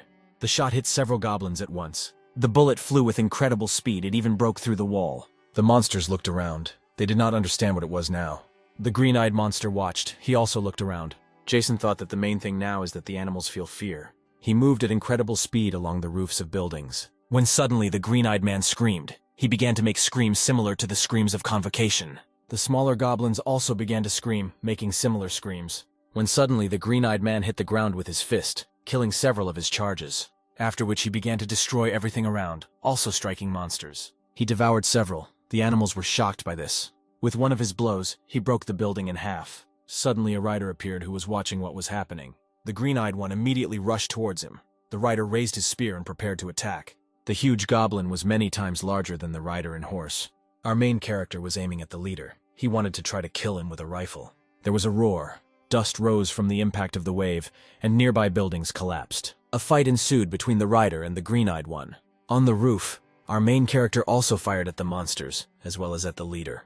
But the monster managed to dodge the bullets. The rider dealt a minor blow to the monster. He turned his horse and prepared to defend himself. At this time, Jason did not stop firing at the monsters. The man was able to hit the monster, hitting him right in the head, and he in turn began to scream. The battle between our heroes and the green-eyed monsters did not stop. The leader was struck several times, but he did not retreat. The major continued to fire at a distance. The bullets distracted the green-eyed man, and at that time the rider struck with a spear. It seemed that the fight between the rider and the goblin was going to attrition. Both of them had no intention of retreating. The leader continued to make incomprehensible sounds and screams, as if he was trying to say something, when suddenly he angrily screamed even louder and rushed into battle. Even the ground broke from his jerk, and the rider also went on the offensive. The monster jumped up trying to deliver a colossal blow. But at this time Jason was already right above him. He was holding his katana in his hands. He was approaching the monster with incredible speed. Jason said that the monster didn't have enough people and monsters in the area, and he even ate his brothers. What a creature. He plunged his katana straight into his head. There was a roar and the asphalt broke from the monster's fall. At this time, the screams of soldiers were heard on the bridge. They occupied the entire bridge and awaited the attack. Conversations were heard between the fighters about what was happening now, because the monster had not disappeared yet. Julie was talking about whether everything would be all right. There was not only green, but also 50 orange and more than 100 red ones. When suddenly she screamed that even a green monster could not cope with an experienced awakened one. She asked Elsa what the chances were that Jason would win, to which she remained silent. When suddenly she said that she of her own free will joined the detachment of our main character, and all she could do was believe in him. The others agreed with her. She also added that what infuriates her the most is that all she can do now is wait. At this time there was thick dust at the epicenter of the battle. Jason thought that there was no way to break the bones, but the sword went in well, when suddenly he noticed that the monster was attacking. Our hero immediately dodged the blow. Let's leave the sword in the goblin's head. He jumped back a few meters. The leader stood looking at the ground in confusion. The goblin had blood all over his face, and Jason looked at him with a smile. At this time, the action of the figurine was already completed. The major said that he had no plans to fight him to the death, but it seems he has no other choice. He picked up stones and cobblestones, and then with his strength he sent the monster towards him. Their speed was incredibly fast. All the attacks hit the target. The monster could only defend himself. Suddenly he rushed towards Jason and attacked him, but he managed to dodge. Our main character did not even think of retreating, so he began to concentrate energy in his hand to attack. The fireball hit the goblin with a direct hit, and he fell to the ground. The flame did not go out, but he immediately got up and rushed towards our hero. The major dodged one blow after another, also striking the monster with his stone hand. Once in the body, the monster writhed in pain, and then he fell to his knee, groaning in pain. Screaming for him to die, our hero struck him with a kick. The blow landed directly on the face. The monster was thrown back several meters, but he immediately regrouped and approached Jason. He immediately attacked the hero, who had to take the blow. The blow was powerful. It threw our hero away like a feather, but he was able to land on his feet. He pushed off from the wall, gaining good speed, and a few seconds later he found himself near the goblin again. He dodged attacks in the air, trying to get closer to the animal's body. When suddenly he found himself right next to the leader's face, he could not even touch him. Making his fist hard, he struck the monster. The impact knocked the animal to the ground. The sounds of the impact were heard for several hundred meters around. Thick dust rose. There was silence in the region. The sounds of battle stopped. As soon as the dust settled, the leader of the goblins could be seen lying motionless on the ground. Our main character stood on his head, wiping his shoes on his face. He breathed a sigh of relief. The green-eyed man was dead. Elsa was holding the card in her hands when suddenly the green mark disappeared. Everyone began to rejoice, because the disappearance of the mark meant the victory of our main character. After some time, joyful cries began to be heard again. Jason returned safely to his main squad. Everyone began to shout with trepidation and joy about Jason's return. He in turn walked silently, smiling. Eve thought that if Major had not been with them, at least one of them would have survived. He single-handedly destroyed a monster of this size. Not only ordinary people, even awakened ones could not get close to this monster. Even if I had his skills, I would still never get close to such a monster. The weapons were significantly strengthened. Using stones obtained from monsters, the Mac Guild became stronger than other awakened factions. For example, better archers of the Mac Guild can easily cope with second-level monsters. What if other awakened ones had the same power as him? Perhaps such people would destroy everything in their path and exterminate people worse than monsters. How many people regretted that they were born with such monsters at the same time? Eve reasoned. Jason said that he would take a few people with him and go to Han. Just like in Chan, the remaining people settled in the town hall for protection. He also added that using the map, it will be possible to find out where the monsters are heading. But the situation in the region is not entirely clear. You two will have to monitor everything and report on movements in both areas. Ava also reasoned that every time he very quickly explained the essence of the mission and carried it out just as quickly. There was a feeling that he had already gone through all this more than once. He, of course, was stronger than the others, but he didn't want his comrades to leave him. There was a feeling that he was going to leave us. The girl continued to reason. At this time, it was calm at Hana International Airport. Upon entering the airport, the golden thicket was already filled. Luckily, there were only a few henchmen around. Jason began to voice the list of tasks that were sent to his phone. The first was to prevent the murder of the colonel, the murder of one of the leaders, and the third was to prevent the plan to melt down the nuclear power plant. Blade said that after awakening the situation should improve, but it seems to me that everything is only getting worse. Ella added that she does not know anyone from this list. Why someone needs to be killed. Robert said that the important problem is the nuclear power plant. Our main character, that it is necessary to at least somehow explain the destruction of the nuclear power plant. To which Brad began to say that a nuclear power plant meltdown is an accidental overheating, in which partial atomic fragmentation occurs, leading to the melting of fuel cells and other parts of the editor. Blade, in a surprised voice, said that this is cool because Robert is so knowledgeable. Julie added that one of the areas of Special Forces training is related to nuclear power plants. Scott added that if the shell was damaged or there was a leak of nuclear fuel, then the master would have already told us about it. Elsa added that now everything can be fixed. At least stop them before anything happens. Jason immediately said that the nuclear power plant is located 60 kilometers from the events of the dream. If a leak occurs there, then the city can under no circumstances be used as a stronghold. In other words, at the moment when I died in my dream, the nuclear power plant had not yet leaked, our hero reasoned. Ella immediately added that this is possible if someone is deliberately trying to create a problem. Ava added that she thinks that there is a high probability that the work of monsters is extremely high. But it cannot be ruled out that people may be involved in this. Jason immediately said that only a six-headed snake could think of such a thing. Robert said that in other words, this so-called snake was banished by the master to another country, trying to take revenge. He decided to open Pandora's box in the form of a nuclear power plant. Scott asked with a frightened look, was it really to attract attention? Everyone fell silent. Jason began to say that what bothered him most was the bombers he saw before his death. Everyone asked in surprise which bombers. Blade didn't understand. He asked them why everyone was so scared, to which Brad explained to him that only the United States has such strategic bombers. Jason thought that they must prevent all this, otherwise the Earth will end. Julie and Brad stood surprised and scared at the same time, cold sweat running down their faces. When suddenly soldiers entered the room, Elsa asked them why they came without orders. The girl standing behind the fighters immediately apologized, saying that it was all her persistence. A girl stood in front of them. Her appearance was foreign. Jason looked at her and thought that the awakened one was standing in front of him. Was it by chance that she was the same Kate? She looked at the major and asked if he was the leader of this detachment. At this time, the hum of engines was heard on the bridge. Several military vehicles were moving across the bridge at a not particularly high speed. In one of them sat a lieutenant colonel who said that Jason dealt with everything too quickly. The capital's army used its firepower and military elite to kill 10 monsters. In any case, it is very difficult to get here. Currently, all forces are concentrated north of the river. After all, the military and government had no choice but to reorganize, Albert reasoned. He also thought that he would never have thought of calling Major Jason. At the airport, Albert and Jason sat at the same table. There was pressure in the air. Our hero talked about finding Kate, but she is not going to tell the capital's defense army about this. Jason also asked the lieutenant colonel to arrange a meeting for him with Colonel Jun. Albert responded by telling him that he would have done the same thing in his place, after which he asked our protagonist what he was going to do next, to which he replied that he was going to go to Buey. Albert told him to remember that it was very dangerous there. No matter how many people they sent there, no one returned alive. But he immediately answered the lieutenant colonel not to worry. Now the most important thing is to meet with Colonel Jun.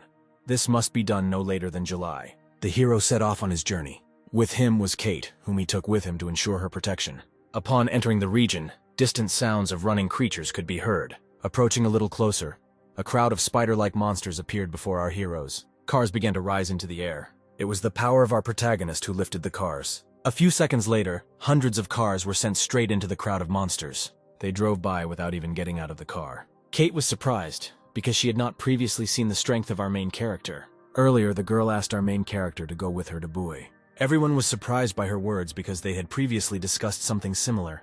After some time, she added that for some time she would not be able to get to the defensive post of the capital, where her father was located.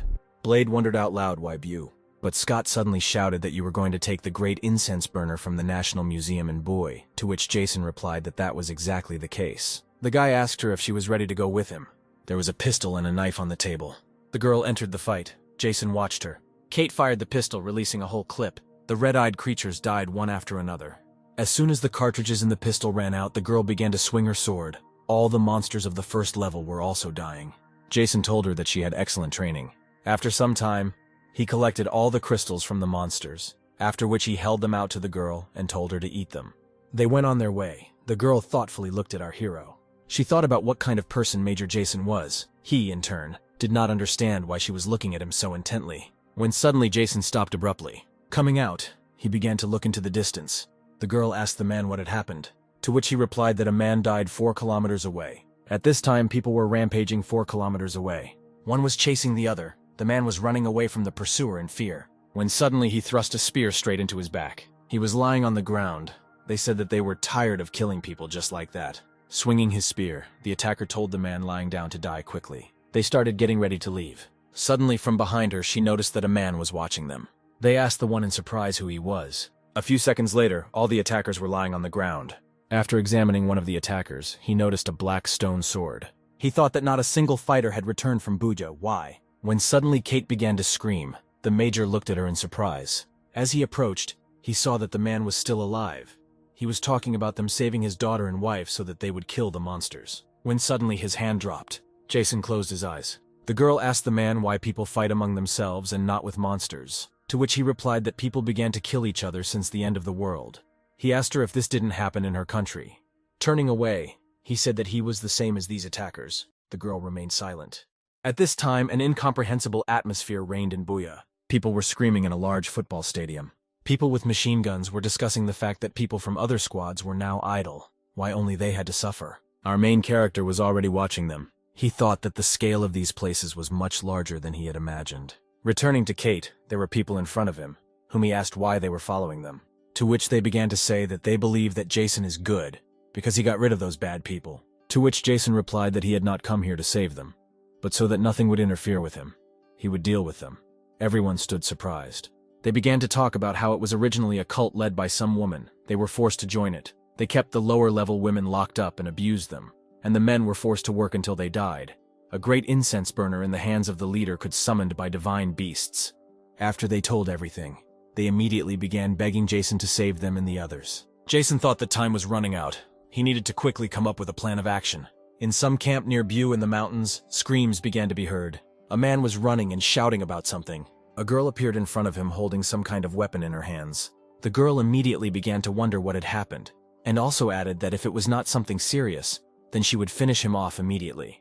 But they began to talk about how a sudden uprising had broken out in Buya, and several groups had already been destroyed. He also added that he had heard that their leader was a woman with golden hair. After some time, the sounds of explosions began to be heard. The soldiers fired. Buildings exploded and went up in flames. After the shelling, everyone immediately rushed to attack. The woman screamed that no one was being released, and also ordered to kill everyone. The man standing next to her said that it was not he who thought that the unbelievers would resist, so they could limit themselves to only a large number of their people. But the woman replied that at such moments it was necessary to attack for sure. The soldiers combing the area wondered why it was so quiet. They could not believe that after so many shells no one was killed. The woman, smiling, said that they should drag each rebel and tear off their skin. Our main character was already watching her. A little earlier, Jason gave instructions to the residents. The instructions were that at first they would have to fight them, and then they should retreat to cover. People began to ask our hero if he was really going to fight them alone, to which Jason replied that he thought he could deal with them within 10 minutes. A man was approaching the red-haired woman, shouting her name. He ran a little closer. He began to shout that there were no people there. But something strange on the horse defeated their detachment, when suddenly someone hit him from behind. He fell to the ground. A horse stood behind him. The Messiah jumped up. The squad that was near the Messiah began to scream. The woman immediately began to use the artifact. She summoned a tiger and a dragon. The men stood behind her, saying that their commander was serious. Sacred animals appeared before the rider. The Messiah said that she did not know where he came from, but he could not cope with her forces alone. Turning to her fighters, she ordered to find the one who controls this rider. Suddenly the wall broke. Dust rose. A shock wave lifted people into the air and threw back the fighters. Everyone started yelling to look around. No one understood what had happened. But our main character was already standing in front of the rider. The Messiah, looking at Major, asked him whether he was the leader of the unbelievers. At this time, there was silence at the tower. The fighters gathered around the head of the green-eyed man. Men in suits stood directly in front of his head. These people began to ask Major Ricky what he thought about this. He began to say that he believed that there was no difference between the monsters. They began to discuss the future course of action. They also discussed the fact that they did not think that the Ministry of Defense would arrange such a dirty trick for them. As they left, one of them said that they didn't think they would put their lives in danger because of one guy. A man remained standing with Major Ricky. Ricky asked him when he would take care of him. to which he replied that now is not the time to take care of him. In response, Ricky only smiled and the man stood tense. He started talking about a relic. It was called a white jade bowl. After a while, a certain number of relics would appear. They would need to collect them. The major asked what could be done with their help, to which he replied that whatever you want. Smiling, the guy replied that he understood. At this time, some screams were heard in the building where our heroes were waiting. Blade didn't understand what the hell was going on. Blade and Ella stood and did not understand what Scott wanted from them, what he asked them to look at. Standing at the map, he said that this concerned a monster of the 5th level, that is, a blue class. He was in the city of John. Elsa screamed that they needed to get ready. Robert said that in their situation it's not that the 4th, even the 3rd is beyond his strength. To which Eva said, but now it's not clear to everyone what's wrong with the master, because there's been no news for 9 whole days. Brad said with a scared face that even the defense army had no dealings with the blue class. Cold sweat flowed down Elsa's face as she thought about how long they would rely only on the master. At this time, there was a battle between our hero and the commander of the believers. The girl stood in shock. She did not understand how an ordinary person could be stronger than the monster that was summoned using an incense burner. Jason and his rider easily fought off the attacks of the animals. As soon as the opportunity arose, the man immediately rushed towards the woman. He used his flame power, but the girl was able to defend herself. Just a little more and she would have already been dead, she thought. Jason looked at her with contempt, thinking about something. Approaching her, the Messiah tried to attack our protagonist. She threw a flashbang at him. A grenade exploded, no one saw anything. Everyone was blinded. But Jason was already standing behind the woman, raising his hand. He hit her right in the face. She, unable to withstand the blow, flew back several meters. The Messiah lay on the ground. She could not even move. On the ground right next to our hero's feet lay a Cyrillic alphabet. The woman tried with all her strength to get up. She started screaming that Jason was a bastard and God's punishment would fall on him. But he only looked at her with a cold gaze. Jason raised his sword up, saying that if she wants to be human at least for a moment, she must die and atone for all her sins. She began to beg for mercy. Blood began to flow down the ground. Almost all of the Messiah's fighters lay on the ground, and cries of victory were heard. Jason thought about the great incense burner and the bronze statue of the Bodhisattva. Holding the incense burner in his hands, Jason thought that it could easily destroy a level 3 monster. An excellent catch. Kate started screaming about whether it had to come to this, but Jason didn't answer. She continued that having such abilities, did he really have to kill them all? Among those killed, there were probably those who joined the sect against their own will. Did you repay them in the same coin? The girl asked, and also said that this is not justice. When leaving, our hero said that there could be no talk of any justice. This is revenge for what they did. As long as they remain enemies, they must die, the man said. And finally he said that before he every day thought about death. But everything has changed. From now on, he is fighting for life, so sympathy is useless. Already driving in the car, Conte asked the major if they were going to John to hunt a level 5 monster. To which he replied that it was true, because it was necessary to build a base in the south of the province, and the presence of this monster posed a great threat. In John, Jason heard shots, but there was no pressure, that is. It was not a level 5 monster. He immediately rushed towards these sounds, wondering what was happening. The 2 fighters stood in front of a horde of monsters. They said that the cartridges had run out, and the rest of the comrades were dead. They were also finished. In front of them stood an orange monster, a level 3 monster. They said that it was a pity that they could not complete the mission. A huge crowd of monsters rushed towards the fighters. Suddenly, our main character began to use his power. An explosion occurred right in front of the 2 fighters. The orange monster did not understand what was happening, but our main character was already approaching him. The fighters saw little from the shockwave, but they wondered what was happening. Suddenly, the orange one attacked our main character. A second later, Jason was already standing behind the monster holding his katana below. The monster began to scream in pain, and a second later its body was cut in half. A small impact crater appeared around the monster. Kent and the soldiers looked at Major Jason in surprise. The fighter said that Scott had sent them to deliver the letter. The letter contained Scott's reasoning in which he came to the conclusion that someone had brought the blue-eyed man to the city on purpose. Jason immediately thought about the 6-headed snake. The fighters also talked about that everyone is preparing to fight the monster. Jason thought that someone had summoned the monster. The power of the artifacts was involved here. These 2 fighters, along with the others, left 4 days ago. But the monster overtook Chan the day before yesterday. There is a high probability that now the city has turned into hell. If the military initially wanted to destroy the Mac Guild, then they would not have allowed them to just cross the bridge. But the bridge was completely destroyed. No, it's not time yet. No matter what Jason thought. Everyone was in a hurry somewhere. She climbed onto the ship. The guy stood with his head down, thinking that everything was not going as they had planned. The fighter reported that the bridge had been destroyed, Everyone lowered their heads. At this time, our heroes were heatedly discussing something, when suddenly Scott shouted that this was a 6th-level monster. He was a dangerous criminal even for their master. Elsa said in a calm voice that they really have a choice. They don't know where the monster came from, and wherever he goes, they cannot guarantee the safety of all citizens, so they need to be prepared for war. Everyone stood in shock. She also added that they need to gather all the awakened ones who are able to fight. Their goal is not victory, but to hold out as long as possible. Blade said that he now understands why the commander entrusted the command to her. Ella said that she was joining them, because medical personnel are necessary during the battle. Scott said that they could only hope that the letters still reached the master. A few days later, the heroes began to engage in battle with the creature. Julie and Brad were lying on the ground unconscious. Ava's condition was deplorable. She also lay unconscious. Robert sat leaning against the wall. He could not even move. A monster stood on a destroyed building, spreading its wings. The appearance of Elsa and Blade was also deplorable. They were standing on their feet with all their strength. Suddenly, there was a roar. The monster attacked. Ella stood behind the wall watching everything. The monster began to attack our heroes. They, in turn, prepared to take the blow. Blade raised the bat with all his strength. Elsa raised the machine gun. Their bodies were at their limit. There was a tank near the battlefield, as well as special military equipment. It was destroyed. There was an incredible number of fighters lying around. The monster stood in front of our heroes.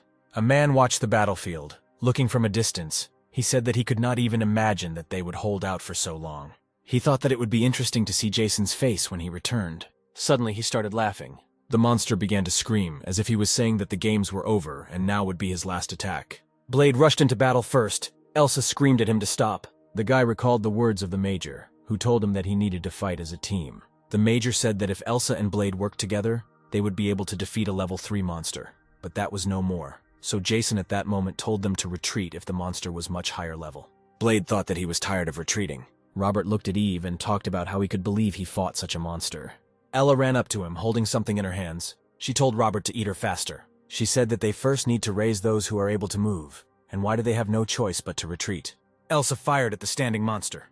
The girl managed to move and land direct hits. The monster began to scream even louder. He became angry. At this time, Blade was already attacking him. Elsa thought that the rifle was useless, while Blade thought that now his strength was more powerful than a cannonball. He landed a direct hit right on the creature's head. There was a roar and dust rose. Robert and Ella turned around because the sound of the impact was very loud. Blade stood on the monster's head, smiling. When suddenly Elsa screamed at him to leave quickly, she rushed towards him. The monster quickly got up and threw our hero off his head. The girl was hit with a direct hit. Our heroes scattered several meters in different directions. Ella screamed their names. Robert stood scared. The girl immediately rose to her feet. When suddenly an explosion occurred, the girl turned away. Everyone was scared by the explosion. But as soon as the girl turned around, she saw a man standing right in front of her. Blade stood up with all his strength and said that he was not so easy to kill. Our main character stood in front of Elsa. Blade and Elsa were surprised. They didn't expect him to arrive so quickly. The others also stood in a stupor. The Major immediately ordered them to carry away the wounded and leave. Everything else was left to him, after which he praised them for holding out for so long. Looking at the monster, he shouted at them not to stand there, but to leave as quickly as possible, after which he immediately rushed into battle. Elsa screamed that Jason would not be able to cope with this monster alone. When suddenly the clatter of hooves began to be heard. It was a rider, and the animals, as well as the rider, appeared behind them with incredible speed. They couldn't understand what it was or where it came from. When suddenly Kate shouted that this was the relic she told them about before leaving. Kate, using the power of animals, recalled the words of the master. He gave her the relic. The girl thought that she didn't have as much energy as he did, so he gave her the relic. The rider was the first to enter the battle, striking with a spear. The rest of the animals began to throw the monster to the ground, and our main character was already in the air above it. Major Riki was still watching the battle. He was unhappy that our main character came so early. Kate shouted that if it wouldn't be a problem for them, then they should take out the bronze statue. She also explained how to use it. At the end, she added that she would not be able to use 2 relics. Blade held the statue in his hands and looked at it. Elsa looked at the current master in shock, thinking that he had become even stronger. A fight has already begun between the monster and Major Jason. The monsters also struck at the creature, not allowing it to rest even for a second. Jason looked at the monster with a cold gaze. Suddenly, the monster broke out of the dragon and rushed towards our main character. He released some spikes and naturally the hero easily dodged, and a barrier rose above our heroes that protected them. Jason began to chop the spikes that the monster was throwing towards our heroes. A strong wind arose due to the fast movements of our hero's katana. The monster stopped attacking our heroes. The rider and the monsters began to disappear. Jason took off his jacket, throwing it on the ground, ready to fight. He looked at the monster, examining it. Raising his katana, he said that he was thinking of fighting a level 5 monster, and it would be much easier to defeat him. Raising his daggers into the air, he told the monster, "Let's do this." The monster began to scream, as if he answered our hero that he agreed. Jason sent daggers towards the monster, and then he jumped high into the air. But the monster did not pay attention to the daggers. He immediately raised his head and opened his mouth, gathering energy in his throat. There was an explosion and flames rose. Everyone stood shocked. They thought that the monster had hit the hero. He attacked our hero with some kind of beam. Everyone stood shocked. They thought that the monster had hit the hero. But Jason successfully dodged, moving quickly along the ground, and did not allow the monster to attack him. He continued to shoot some kind of beam at him, but the monster never hit Jason. Our hero thought that this monster has good hunting experience, which is why he fights so well. The monster finally hit our main character. Jason's entire body tensed and blood began to flow from his mouth. Dust rose because the shockwave was incredible. The Major was able to stop the blow by blocking the monster's beak with his katana. When our heroes saw Jason's condition, they tried to get closer, but he screamed that they would only get in the way. Jason's clothes began to tear, because all the muscles on his body were under critical tension. But he was able to escape. He attacked the monster, thereby repulsing it. Jason thought that he would not be able to hold out for long. He needed to wait for a good moment to attack. The monster began to gather energy again. Everyone stood surprised. Robert said that his combat power was far beyond human capabilities. When suddenly Jason thought about the heart. At this time, the battle between the monster and our main characters continued. Jason used all his strength to create the moment to attack. As soon as the monster hesitated for a moment, Jason immediately rushed towards him. He plunged his katana straight into his chest. He began to scream in pain. He began to take off. Everyone stood with their mouths open because no one could believe that their commander could defeat the monster alone. The monster began to hit the buildings. With one of his paws, he tried to grab the Major, but he successfully jumped into the nearest building. The man thought that this was his last chance, so he needed to act at his maximum. He began to collect energy in his hand. At this time, the monster had already begun to attack our hero. Jason gave his last strength. He screamed. Suddenly, the katana pierced the monster's heart. The creature froze and began to descend. They both started falling to the ground. Level 5 was defeated, but our protagonist's wounds were also critical. After some time, our heroes carefully approached our hero and helped him. He climbed onto the creature's head, walking slowly, swinging his katana. Everyone was screaming as Level 5 had been defeated. Ava lay on the ground and looked into the distance, smiling.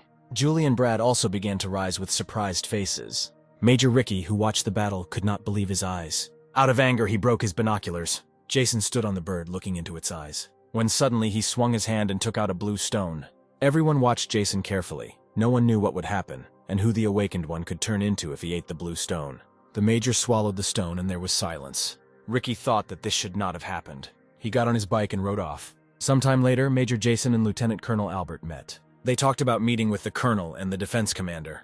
The Lieutenant Colonel listened carefully to Jason, and after listening, he said that he would set a new date with the Colonel. Albert also told Jason that he most likely would not be able to negotiate calmly, to which our hero replied that he was not only thinking about negotiations. At this time, people were shouting about some kind of gathering, when suddenly Scott screamed that it was time for a break. The current battle has resulted in numerous casualties. The survivors and wounded were sent for treatment and recovery, despite the fact that there were not many fighters left.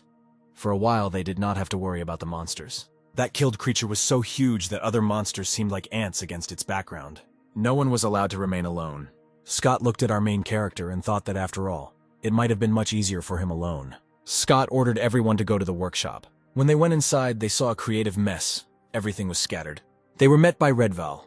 He immediately greeted them, and then said that these were weapons and armor made from the teeth and bones of orcs and the king of vultures.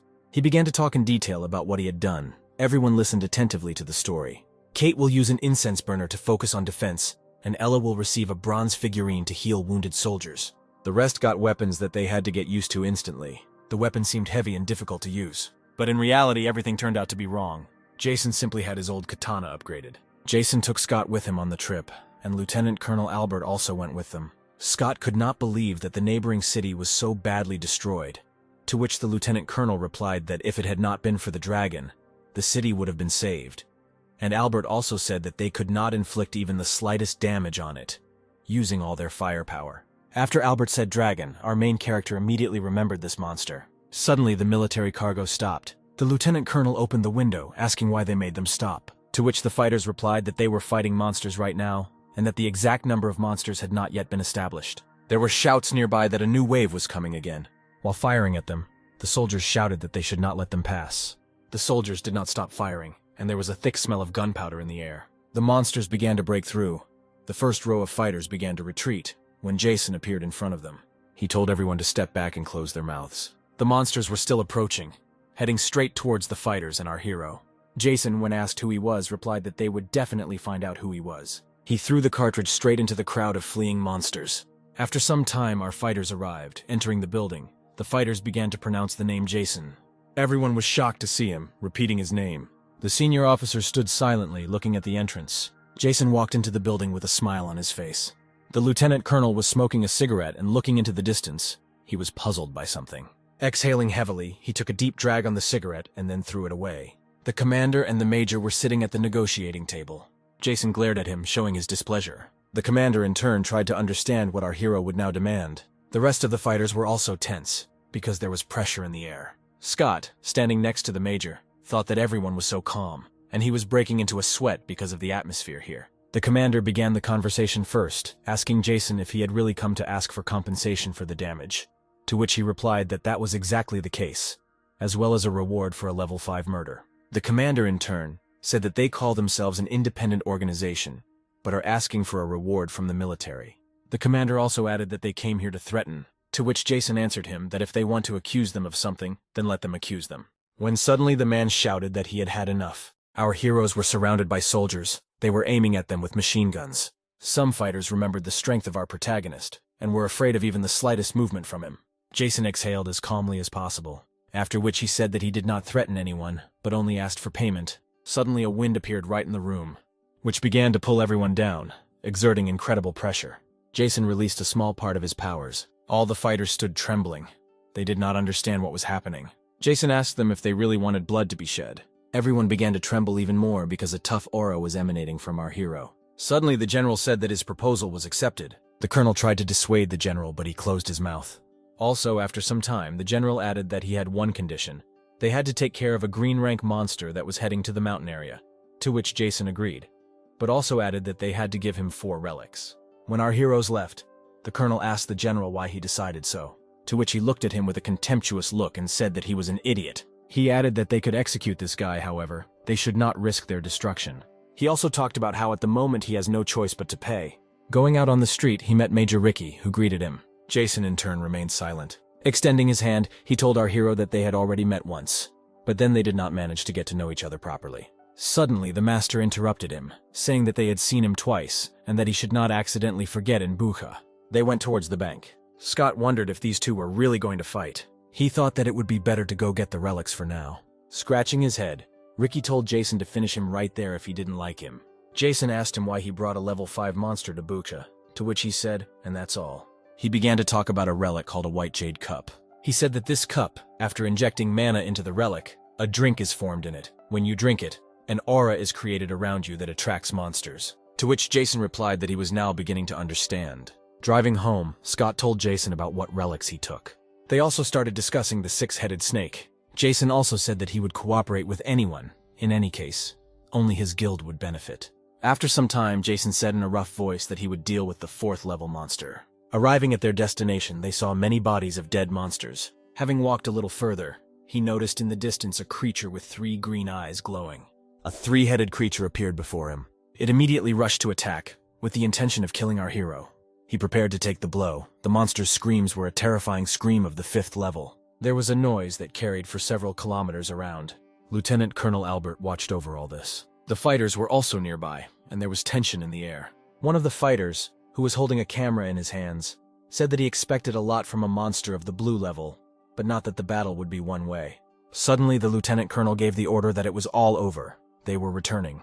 Our main character stood and looked at the monster lying on the ground. His entire body was mutilated and also torn into several pieces. Jason took the green crystal from the animal's body and ate it. Several other men also watched the fight. They were stunned by the strength of our main character. They could not believe what they saw. The 2 fighters discussed the fact that they were afraid to deliver the letter to him, because it seemed to them that he would also butcher them like a monster. An argument ensued between them. A man stood behind them. Feeling that someone was behind them, they immediately grabbed their weapons and turned around, aiming at the man. This man turned out to be our main character, Major Jason. He praised the fighters for their excellent reactions, and also suggested that they were sent by the general. They handed him the letter, and he carefully began to read it. Having finished reading, he crumpled the letter. Two soldiers asked the hero whether there would be an answer to the general, because he ordered to return with him. To which Jason said in a cold voice that they should tell him that if he wants to die, then let him come to him. The fighters stood surprised. At this time, a noise was heard in my head. The table was broken. The people standing nearby frowned. The man who broke the table was saying that this bastard was really trying to gain autonomy in order to absorb the entire Chan zone. Two fighters with trembling voices said that in John, the flag of the Mac Guild was raised. The two men made sullen faces. At this time, our heroes gathered in the City Hall building. Scott was tracing an area with a red pen. He was saying that since they had secured the natural gas base and the oil reserve base, they didn't have to worry about energy anymore. He also thought that the remaining religious fanatics would be destroyed in the near future. Suddenly, Scott noticed that the bowl was filled with liquid. There was silence. The soldier handed the liquid to the major, who drank it in order to see the expected future. He saw in the future what the Mayan calendar received. He saw that some men were attacking and shouting that only the Dragon Slayer remained. They also shouted that he had received the dragon's curse. Jason's skin took on a kind of gray appearance as he fought against them. When suddenly he woke up, his body did not tremble this time, but he was tired. Jason thought that it was just a terrible dream. He told what he saw to his comrade, who heatedly began to discuss it. Ella talked about Stonehenge being in London, and she also began to talk about the curse. A girl and a guy joined the discussion. Jason said that it would soon become clear whether this was the future or an ordinary dream. Also, our main character began to argue that the line of defense had many relics in reserve. The strong defenses of the capital were probably waiting for their enemies to begin to destroy themselves, because they only had enough food and energy for 6 months. But after some time, he added that they could only monitor the actions of both sides and wait for the right time to come. Suddenly, there was a cry that they understood everything. After some time, there was to be a meeting. Jason took Elsa with him, and a dozen fighters stood opposite them. The eyes of the guild leader and the general closed. Each of them introduced themselves. The general took over the conversation. He said that based on the letter, they should have understood that they needed their help. Therefore, if you do not want the army to send a gun towards the guild, they should were to help them. To which our hero clearly answered that if they are going to threaten them, then let them try to fight them. The general said that he could not trust them, to which Jason replied that he didn't care. He wanted to hear the reason why he should choose his side of the two sides. When Jason suddenly added that he had a proposal, the general fell silent. Our hero suggested that he give the soldiers in command of the detachment. The soldiers behind the general began to be indignant. Sometime later, our hero said that he was collaborating with the capital's defense contractor in order to recognize autonomy. After a while, he would send the assassin to the colonel. With a cold gaze, he said that if they trusted him, then he would have no reason to refuse. There was silence. The general sat shocked by the major's proposal. He asked the commander-in-chief of the guild what he would have left if he gave up his fighters. To which our hero answered clearly he will remain alive. At this time, screams were heard again near the head. The man stood and smoked. Anxiety and tension were visible on his face. Two men standing a little further away were discussing the fact that they had already suffered huge losses in Khan. When suddenly they approached a man standing closer to the window. He told them that the general was initially inclined towards the idea of nuclear weapons. But they in turn began to say that this was not a sound idea. They fell silent. They looked into the distance. Each of them was in his own thoughts. At this time, Lieutenant Colonel Albert was talking with Major Jason. He told the major that ensuring the safety of nuclear power means not only visiting nuclear power plants and planting flags on them, but also ensuring sufficient safety for the operation of nuclear power plants on the way to them. Scott, standing nearby, said that if everything worked out, they would be able to take relics from the Buddha temple, the tablets of the Great King, or even the Golden Lord. The lieutenant colonel said that at this moment in the area, 2 monsters of the 5th and 4th levels have been identified. It will be more difficult than ever. When suddenly Jason said that he was refusing. He explained this by saying that it was very dangerous to secure the path along the mountain. He would have to use all the human resources of the Mac Guild. He was not going to sacrifice his people so that the enemies could strike from behind. Albert, with a surprised face, asked Jason if he really thought that there was a spy in the capital's defense command, to which he replied that if it was impossible to destroy the parasites, then they needed to kill their leader. But Albert also said that he understands that Jason has enough strength to kill them, but they need fighters, and awakened ones to protect civilians. To this the general. When Jason suddenly interrupted, saying that he had already met with the general, the lieutenant colonel could not believe what he heard. After a few seconds of silence, he added that exactly 13 minutes ago the general became a military man of the Mech Guild. The Mech Guild accepted the request for nuclear security. Lieutenant Colonel Albert reported. He was making a report to some senior military man. A man standing nearby said that his comrade thought that the Mech Guild would want to use the nuclear power plant as their own. He did not stop guessing when suddenly his commander told him to put everything on paper. He saluted and left. At this time on the tower, the three men still continued their discussion. One of them said that Mr. Mao's jade bird had arrived. It said that they had sent reinforcements from Japan. The man thought that he needed to find the golden ruler and the flute of immortality as quickly as possible in order to take control of all the capital's defense forces and then get rid of the general. At this time in Vaughn, the sounds of trucks were heard. The goal is to ensure the safety of nuclear power plants, firstly to secure the path. Thirdly, constant protection of objects. 1,000 people, including the awakened ones, will go to the mountain. There are no rules in this hunt. Everything you get will be yours, Jason said. At this time there was silence in Chan. The fighters moved at incredible speed, their faces covered with masks. One of the masked fighters talked about how they were going to strike at the Mac Guild. He said that they were ordinary rebels, while Jason was gone. This was the time to strike. The first goal is to capture the City Hall building. They also needed to buy enough time for reinforcements from Japan to arrive. Using the jade bird, he sent it flying into the air. He asked her to tell her what he just said. The bird began to fly further and further, and after a few seconds it disappeared. The masked fighters continued to approach the guild. At this time, at Chan's hospital, Ella was supervising the doctors. They discussed the fact that there were 1,300 bags of medicine left. Ella said that they should allocate 300 kilograms for a group of patients in recovery, and that they reduce the amount of therapeutic water as much as possible. Scott turned to the woman. She asked him how it went, to which Scott replied that it would all be over soon. There was a masked man on the roof watching over the hospital. At this time, masked fighters were already advancing. They discussed among themselves on the radio that the undercover agents reported that there were no security enemies in the hospital, only doctors. Entering the room where they were supposed to be met by an agent who was supposed to give them a key card, they saw a woman lying on the ground tied up. They began to broadcast on the radio that Group A had been destroyed by the Awakened. The masked fighters began to fall to the ground one after another. Our main character looked around the room. The radios were shouting for the group to report the situation. The shouts were not switched to the radio. No one answered. The man standing on the roof, grimacing his face, thought that they knew about everything. He immediately wanted to retreat and report everything to his boss. He immediately took off, moving with incredible speed. At this time there was silence on the tower. Everyone was waiting. The lieutenant colonel said that special forces use infiltration, assassination, and abduction skills. He also added that he couldn't believe that anyone else was trying to kill Jason. It was a waste of time. The man standing on the roof was already reporting to his boss about what had happened. The boss listened with trepidation to the story of his subordinate. He started yelling at him, saying that everything should have ended well. When suddenly the subordinate sensed danger, he shouted to his boss to jump. But he didn't have time. His leg was pierced through. He screamed in pain. His subordinate managed to dodge the blow. Our main character, Major Jason, appeared before him. He said that he couldn't believe that they allowed him to remember the old days, but there was nothing difficult about getting into them. He in turn called our hero. Throwing off his body armor and scabbard, he unleashed his power. He screamed that he would kill him. After that, he immediately rushed towards Jason in order to attack him. His speed was incredibly high, and in a split second he approached our hero, but he was easily able to dodge the attacker's blow. But he tried to attack again, but Jason blocked the blow. Then he delivered a direct blow to the chin, and then he stuck the sword in his leg. A second later, the attacker was already lying on the ground. Our hero's hand hardened. His gaze was frightening. He was telling him to think carefully. There was screaming and screaming. The boss sat with his face grimaced. His subordinate lay on the ground covered in blood. The man sitting on the ground asked to kill him, but Jason replied that he had no plans to kill him. After some time he said six-headed snake. The man was surprised. He asked our main character how he knew, to which our main character answered him in a rude voice so that he would answer the questions he was asking. The first question was why they made a deal with someone else if they had an agreement with them. To which he replied that they sent monster stones that they managed to obtain during the hunt in exchange for relics and information.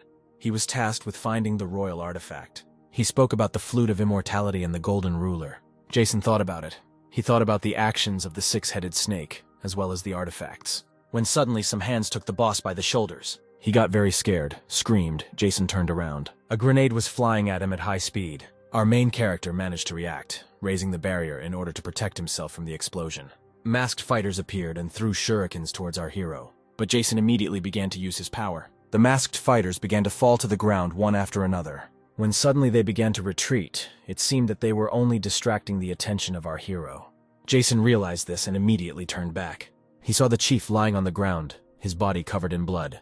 Looking at the lying fighters, Jason thought about what the ninja were trying to prove. Did they really want to show their confidence? Our hero also thought about relics from another country and a six-headed snake. He reasoned that the strength of Japan should not be underestimated, however. Their army is small, and the situation is much worse than theirs. He said out loud that he could not allow enemies to set foot on this land again. The wind began to rise and there was pressure in the air. The soldiers who returned from the forest reported to their commander that they had seen the man for the first time, but his strength was incredible, and the aura emanating from him was frightening. They also added that despite this, the elimination mission was completed successfully. Their commander thought that the authorities had been dissatisfied for a long time, and they would be able to avoid suspicion of his death, thanks to that man. In addition, this man's relationship with the six-headed snake made it difficult to attack these lands. When suddenly he shouted that great job and they were coming back. When suddenly he threw a dagger straight towards one of the fighters. He in turn jumped back. It was our main character. He caught the dagger right in front of his face. The nearby ninja fighters immediately jumped back. They were afraid of Jason's strength. They did not understand when he managed to stand up to them because they were moving back at a fast speed. Jason asked them why the hell they were breaking into foreign lands. He was angry. When suddenly their commander shouted that they should not stand, but attack, everyone immediately rushed towards our main character. The kunai that Major grabbed began to glow blue. A fight ensued between our main character and the ninja fighters. One by one they flew away from the hero. They could not even touch him. Just a minute later the last ninja fighter fell to the ground. Their commander stood in shock, because he could not even imagine that such a strong fighter was standing in front of him. At this time an explosion occurred near the tower. The soldiers were ready. One of the fighters shouted that he was approaching. No one should stick his head out. Their commander silently watched all this as they gathered. After which he radioed that when Major Jason arrived, do not attack, but simply send him to him. He thought that he needed to be careful and vigilant with this person, because it was difficult to guess what could be expected from him. He also remembered the past, and thought that it was initially impossible to become his enemy, because it was they who created this monster. In the boss's memories, our hero's face seemed stern and merciless. He remembered him as a killing machine that had no emotions. The radio said that Jason was in the air behind the glass. The commander approached the glass. The major's gaze and the member of the high command collided. The old man asked the guy how he was going to control and manage citizens in the future, to which the guy replied that, of course, he was not able to rule the country and civilians, including, but the 8th Division became part of the Mech Guild. The older man was surprised. He could not believe the major's words. When suddenly he laughed, the commander of the Mech Guild did not understand why he was laughing. At this time, the screams of fighters and the hum of equipment were heard near the station. The fighters of the Mech Guild stood and awaited commands from the leadership. Elsa said that as soon as the negotiations were completed, a signal would come from the master.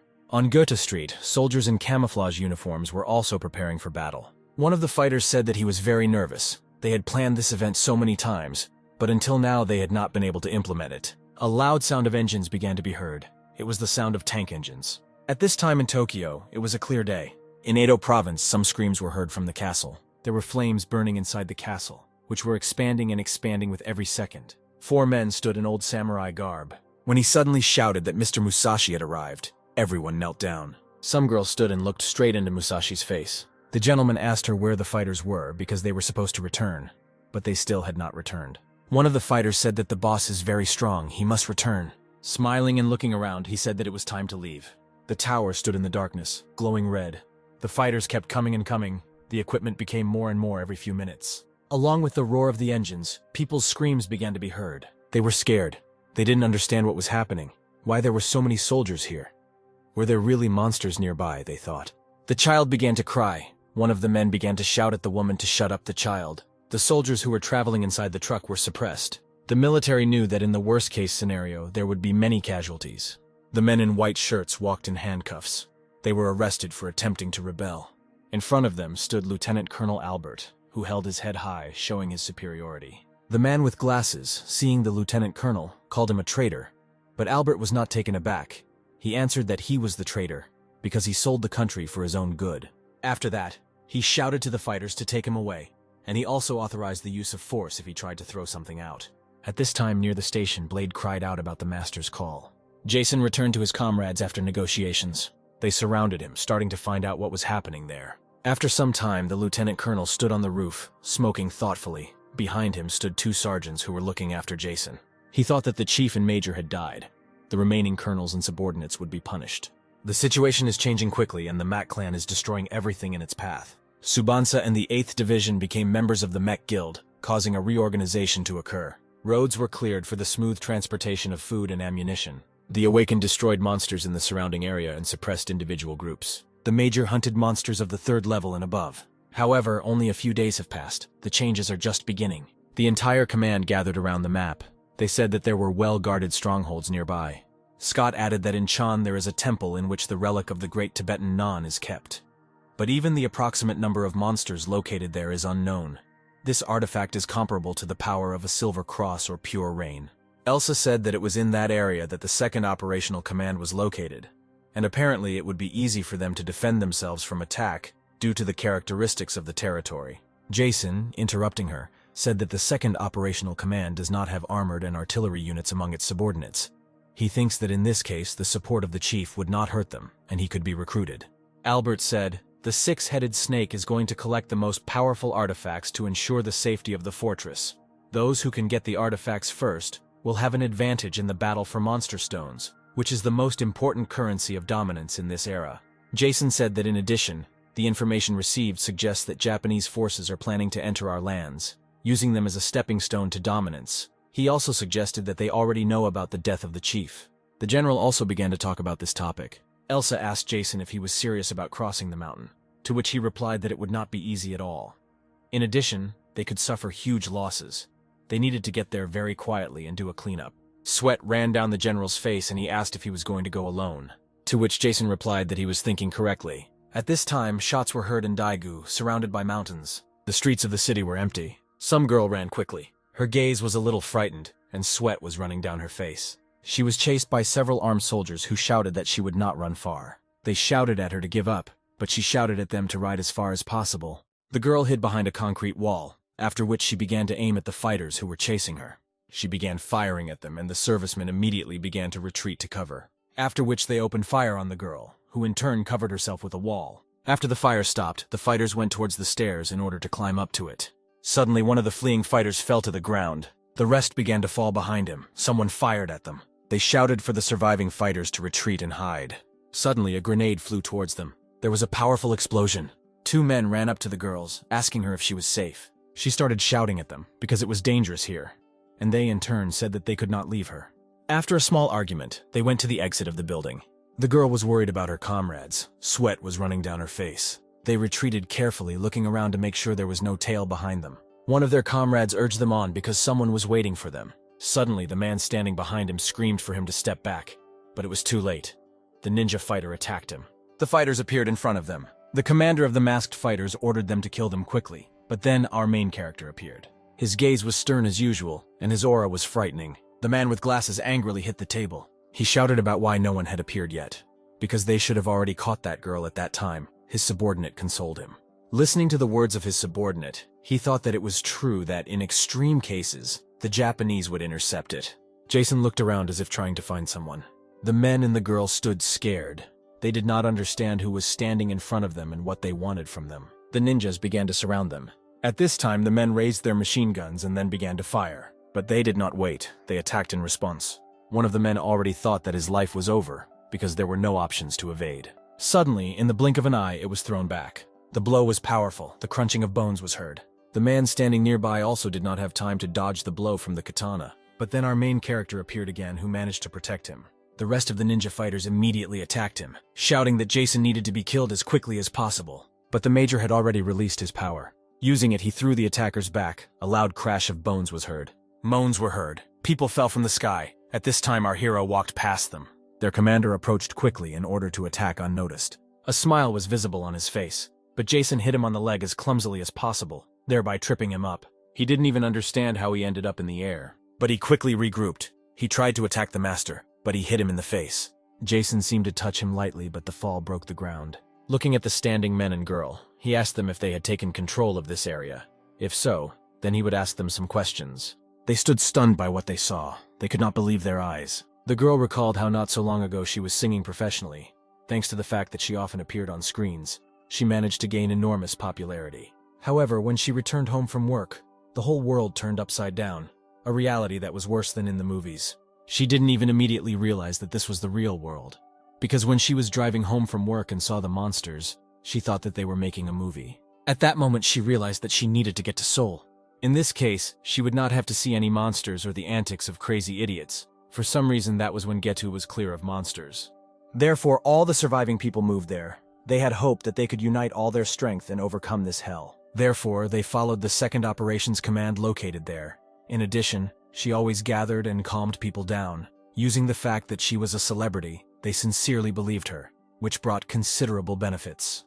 However, at some point the situation changed, and the second operational command began to perform strange actions.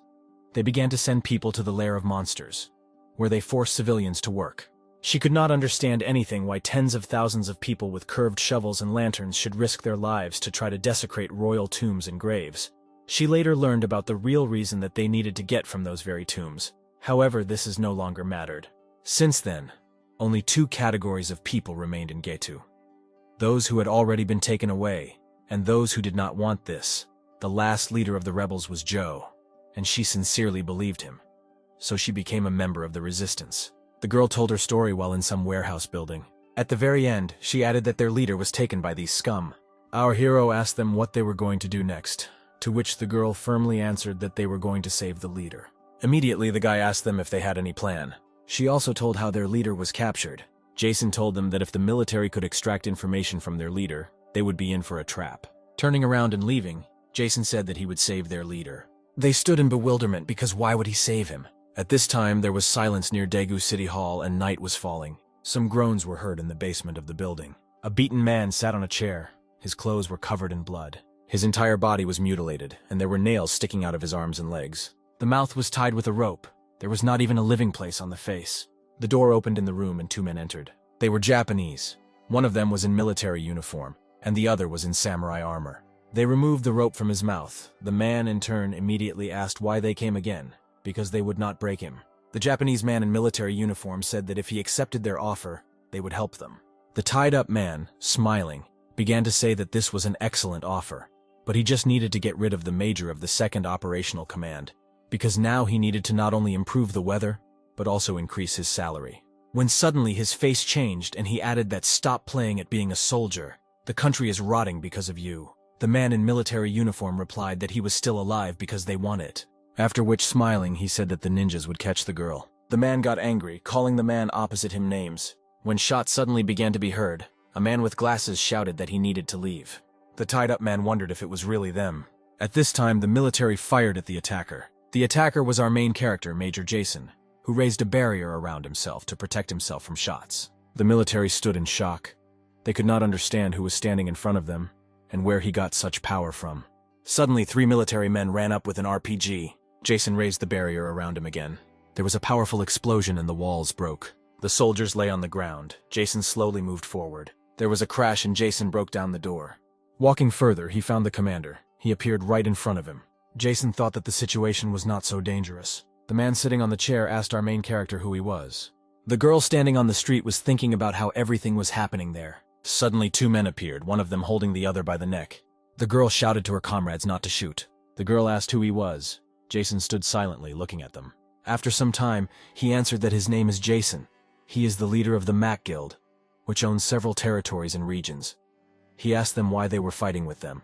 After some time, groans were heard in the warehouse. Jason still continued to hold the man by the neck. His whole body was covered in bruises. He asked our hero to kill him. Coming out of the warehouse, men targeted him. He wiped his hand with a handkerchief. They stood in shock.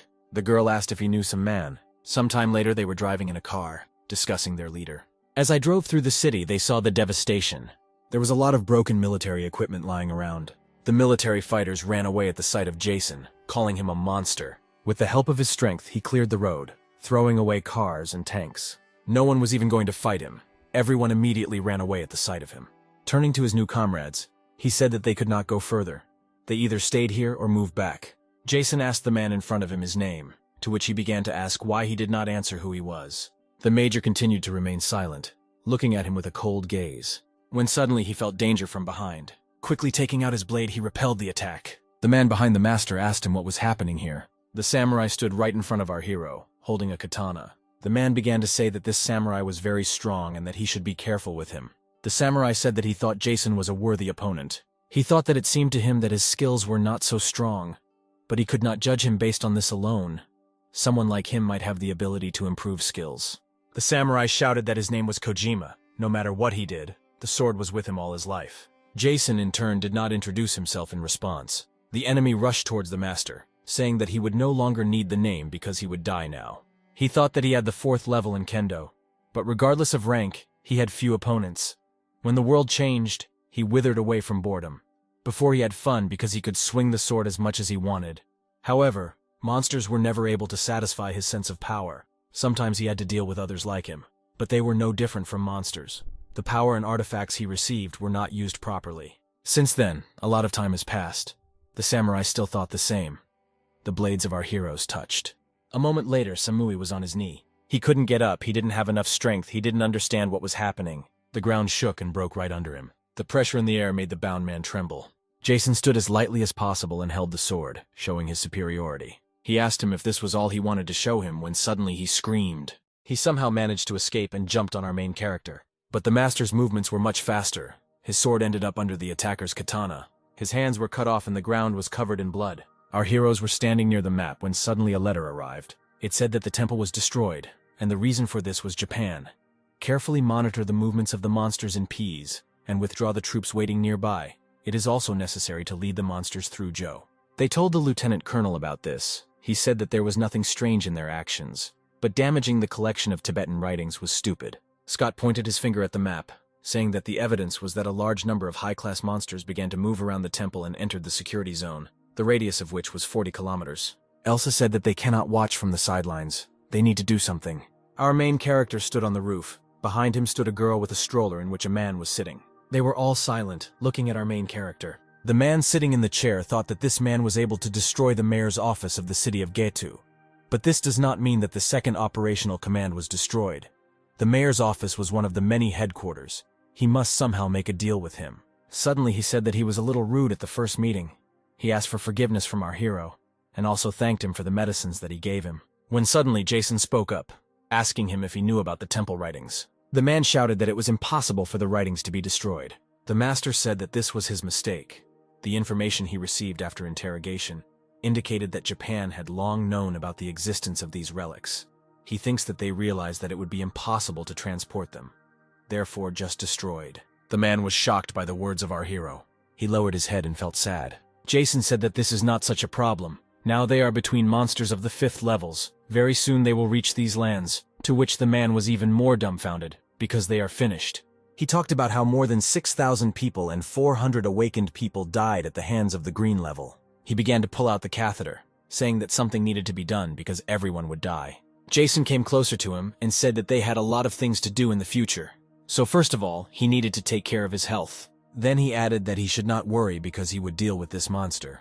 At this time there was silence at the airbase. A man in the building was shouting that it was impossible for City Hall to be destroyed. He was thinking that they had recently lost contact with the Major General of the Capital Defense Forces, after he said that he wanted to come to them for shelter. Suddenly a bullet pierced the glass, breaking it. It flew right into the head of the airbase commander, passing right through him. Her impact was so powerful that it broke the wall. The general fell. All the soldiers began to scream about what was happening. Looking out the window, they saw a man standing holding a stroller. In the carriage sat their former comrade, and the current commander of the uprising. They recognized him. They started shouting that they should quickly go down and grab him, when suddenly one of the fighters shouted that this was the same man who was in the mayor's office. They all went outside, standing in front of our main character. One of the fighters came out, introducing himself as a colonel. He asked what they needed, to which the man in the carriage replied that he knew that most of the relics brought from the tombs were here. He told them to bring him the king's divine bell, to which he shouted that he really thought that they would just give it to him. Suddenly the monster's screams were heard. They were frightening. The fighters immediately began to take aim, shouting that everyone should line up and no one should run away. The man in the stroller asked them if they remembered the green-eyed monster. If so, then a monster much worse than him would now arrive. He started shouting that he was not going to negotiate, and that they would drag the relic faster. There was silence. Everyone stood in bewilderment. At this time, people's screams were heard nearby in the city. A huge crowd of monsters destroyed everything in their path. Behind them walked a huge monster. His eyes were blue and the air seemed to make him tremble. Suddenly, the monsters began to seem to hear some kind of call. It began to beckon them. At this time, our main character was ringing the bell. Its power was that all dark forces were dispelled and the monsters weakened. Jason recalled talking about how the city was attacked by a green-eyed monster. He also thought that he needed to be as careful as possible, because they were different from those with whom he had fought before. The monsters did not understand what was happening. They began to twitch. Some of them fell. The blue-eyed monster began to scream and scream. It was as if he was trying to bring the rest of the monsters to their senses. Our main character came down from the roof, straight to them. They noticed our hero and drool began to flow from their mouths. Jason told them to shut up and then pulled out a weapon. It was a huge minigun. The master began to shoot. In a split second, the monsters scattered into small pieces. Blue-Eyed rushed towards our hero in order to attack him, but our hero dodged with a smile on his face. He started to climb onto the roof, after which he continued to fire from the minigun from there. The building on which our hero stood began to petrify, turning into some kind of light stone. Jason quickly jumped off the roof. He tried to keep his distance from the stone monster. He thought that the cartridges were not taking him. He threw the minigun aside. Taking out his katana, he went into close combat with the monster. At the same time, he began to release his fiery power. But the monster was not going to defend himself. He attacked in response. The stone and the flame collided, and a strong wind rose. Blue-Eyed tried to trample our hero, but he was able to react quickly and dodged the attack. Immediately launched a fire attack. Parts of the stones that were on the monster's body scattered in different directions, causing chaos in the area.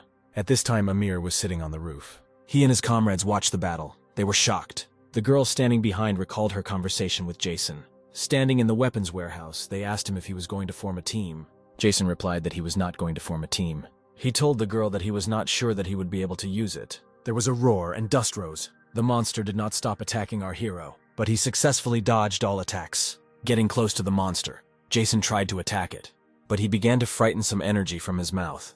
Jason thought that the sword was too short, and he would not be able to attack his heart. He raised a barrier in front of him. The monster fired a beam from its mouth, straight at our hero. The Major's barrier withstood the onslaught of the blue-eyed monster. Suddenly, torpedoes began to appear behind our hero. Using his power, he sent them towards the monster. The monsters looked into the air. Some of them even managed to run away. Jason smiled, giggling, saying that there was going to be a huge explosion. All torpedoes went towards the monster. He, in turn, tried to defend himself by raising a stone shield above himself. There was an explosion that destroyed everything.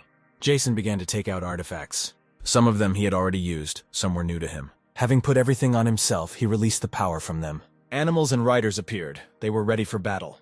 Jason fell to his knee and thought that the effect was simply incredible, but the risks were also great. The shield withstood the powerful explosion, leaving the monster unharmed. He screamed, he got angry. At this time, our main character had already put on his mask. He was overwhelmed with strength. All of his combat skills increased several times. Even the air seemed to be distorted around him. The blue-eyed monster tried to attack our hero. He was furious. But for him, everything seemed to be slowing down. Now his speed was several times greater than before. He immediately dodged the attack, heading towards the monster. Approaching him, he released a fireball, but the stone beast was able to defend itself. As soon as the smoke from the explosion cleared, Jason was already next to the monster. It went right through him, breaking his body. He moved very quickly. The blue-eyed man did not have time to follow his actions, and could not have time to defend himself. The monster regenerated, but Jason did not stop attacking it. He jumped directly above the monster's head, gathering the last of his energy into his katana, after which he dealt a colossal blow to him. Jason cut the monster in half and blood began to pour out of it. The monster was successfully defeated. At that same second, Jason fell to his knee, his strength running out. He immediately took off his mask. His whole face was covered in sweat. His comrades who stood on the roof watched the battle through binoculars. Suddenly one of them said that it was all over. The military men standing on a nearby roof could not believe their eyes that he had managed it. They just stood there in bewilderment, discussing the fight. The colonel, with his head down, ordered everyone to gather, after which he added that they were surrendering. After some time at the airbase, everyone gathered again. The rebels stood with weapons aimed at the military. They, in turn, stood with their weapons lowered, their heads down. The colonel told Jason that he was transferring all his power to him. The rebels were glad to hear this because the war between them was over. Amir exhaled easily. Jason drank his coffee. Officials associated with Japan involved in radiation contamination of water and massacres will be thoroughly examined and punished. However, there was a long journey ahead. There were no army forces here. And although the citizens no longer had to do hard work, the monsters that surrounded the city of Geta made this place unsafe. Thanks to Jason, casualties were kept to a minimum, but no matter how strong he is, he alone cannot ensure the safety of all areas. Amir said that although military guards were organized, these people had never encountered monsters, so it would be difficult. The rebels said among themselves that they had never seen one squad destroy monsters so easily. After which Amir said that they have the banner of the Mac Guild. The clatter of armor was heard. Blade, Elsa, and Ella moved ahead. Scott and Robert walked not far from them. A detachment of the lieutenant colonel arrived from Seoul. The Mac Guild appeared before the rebels. They in turn stood shocked because several groups of awakened ones appeared before them at once, and their aura was frightening. Amir, with a trembling voice, said that these were the people they had recently talked about. Jason confirmed that this was the Mac Guild. After some time, he added that from now on they are their allies. Each of them greeted Amir. He, in turn, began to talk about himself. He also asked for forgiveness for greeting them while sitting. Scott, pointing to Ella, said that they have excellent doctors. They will cure him. Robert drew attention to Layla. He said that she was a celebrity. Elsa apologized, after which she turned to the master, telling him that they had disobeyed the order. She was ready to take full responsibility and was ready to accept the punishment. The men with higher ranks said that they had agreed on the plan altogether, to which Jason replied that it was the right decision. They said that most of the monsters had been destroyed, to which Blade said, laughing, that they left monsters of the 4th level and higher for the master. The situation changed instantly after their arrival. Everything went quickly and in an orderly manner. They also took care of the monsters guiding into Geta. At the same time, they were engaged in the restoration of the city. Mass treatment of the wounded began in the hospitals. Amir also felt better day by day. In addition, they did not forget to get rid of traitors. Jason was engaged in destroying the strongest monsters alone. Elsa said that 3 monsters of the 3rd level and 2 individuals of the 4th live in this area. Gary talked about sending in an armored vehicle to secure the nuclear power plant. Jason gave the orders. Ella was to prepare the medical supplies. Kate was to use the incense burner to concentrate on defending this place. At this time, screams of monsters were heard at the nuclear power plant. A crowd of monsters tried to get into the station. The military, in turn, fired at them. They did not want to let them get closer. One of the fighters, running up to the commander, said that they could not hold out any longer. The armored installations were completely destroyed by a monster of the 4th level. He replied to gather all the people in one place. The level 4 monster was getting closer and closer. The fighters lined up and prepared for battle. A green-eyed creature appeared before them. When suddenly the monster's attention focused on the sky, there was an explosion that destroyed the small monsters. This was our main character. The green-eyed one used magic to protect himself. The monster immediately began to use magic to attack our main character.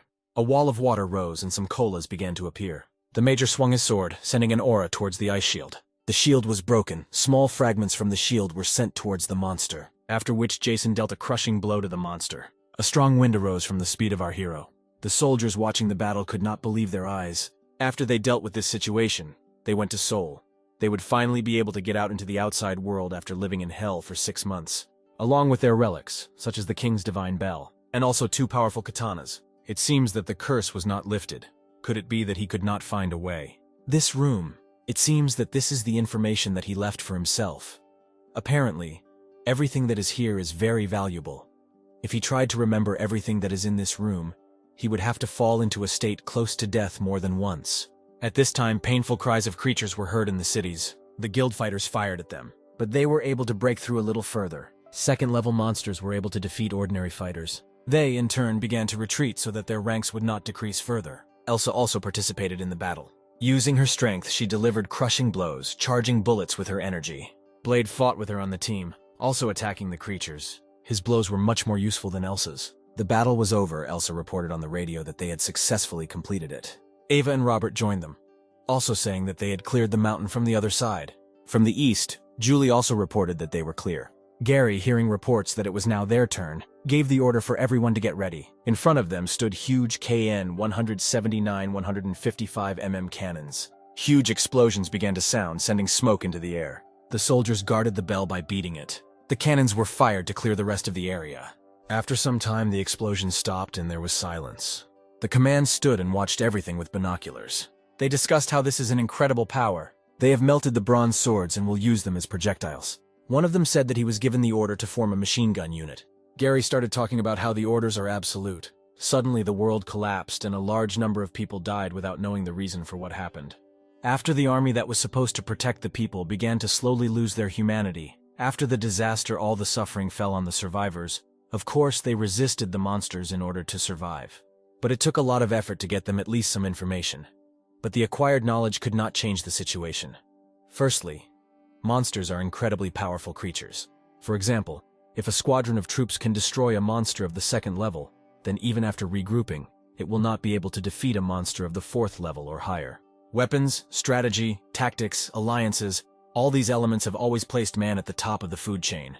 But in the face of powerful monsters, they have lost their importance. No one expected that a simple change of commander could directly change the situation. Suddenly, screams began to be heard that someone wanted to go to Japan. Gary asked what the reasons were for hunting a level 5 monster. Jason explained his position by saying that there is a man named Musashi living in Japan. I dreamed about him a few days ago. And besides, he is sure that the incident in the city of Daegu was connected with him.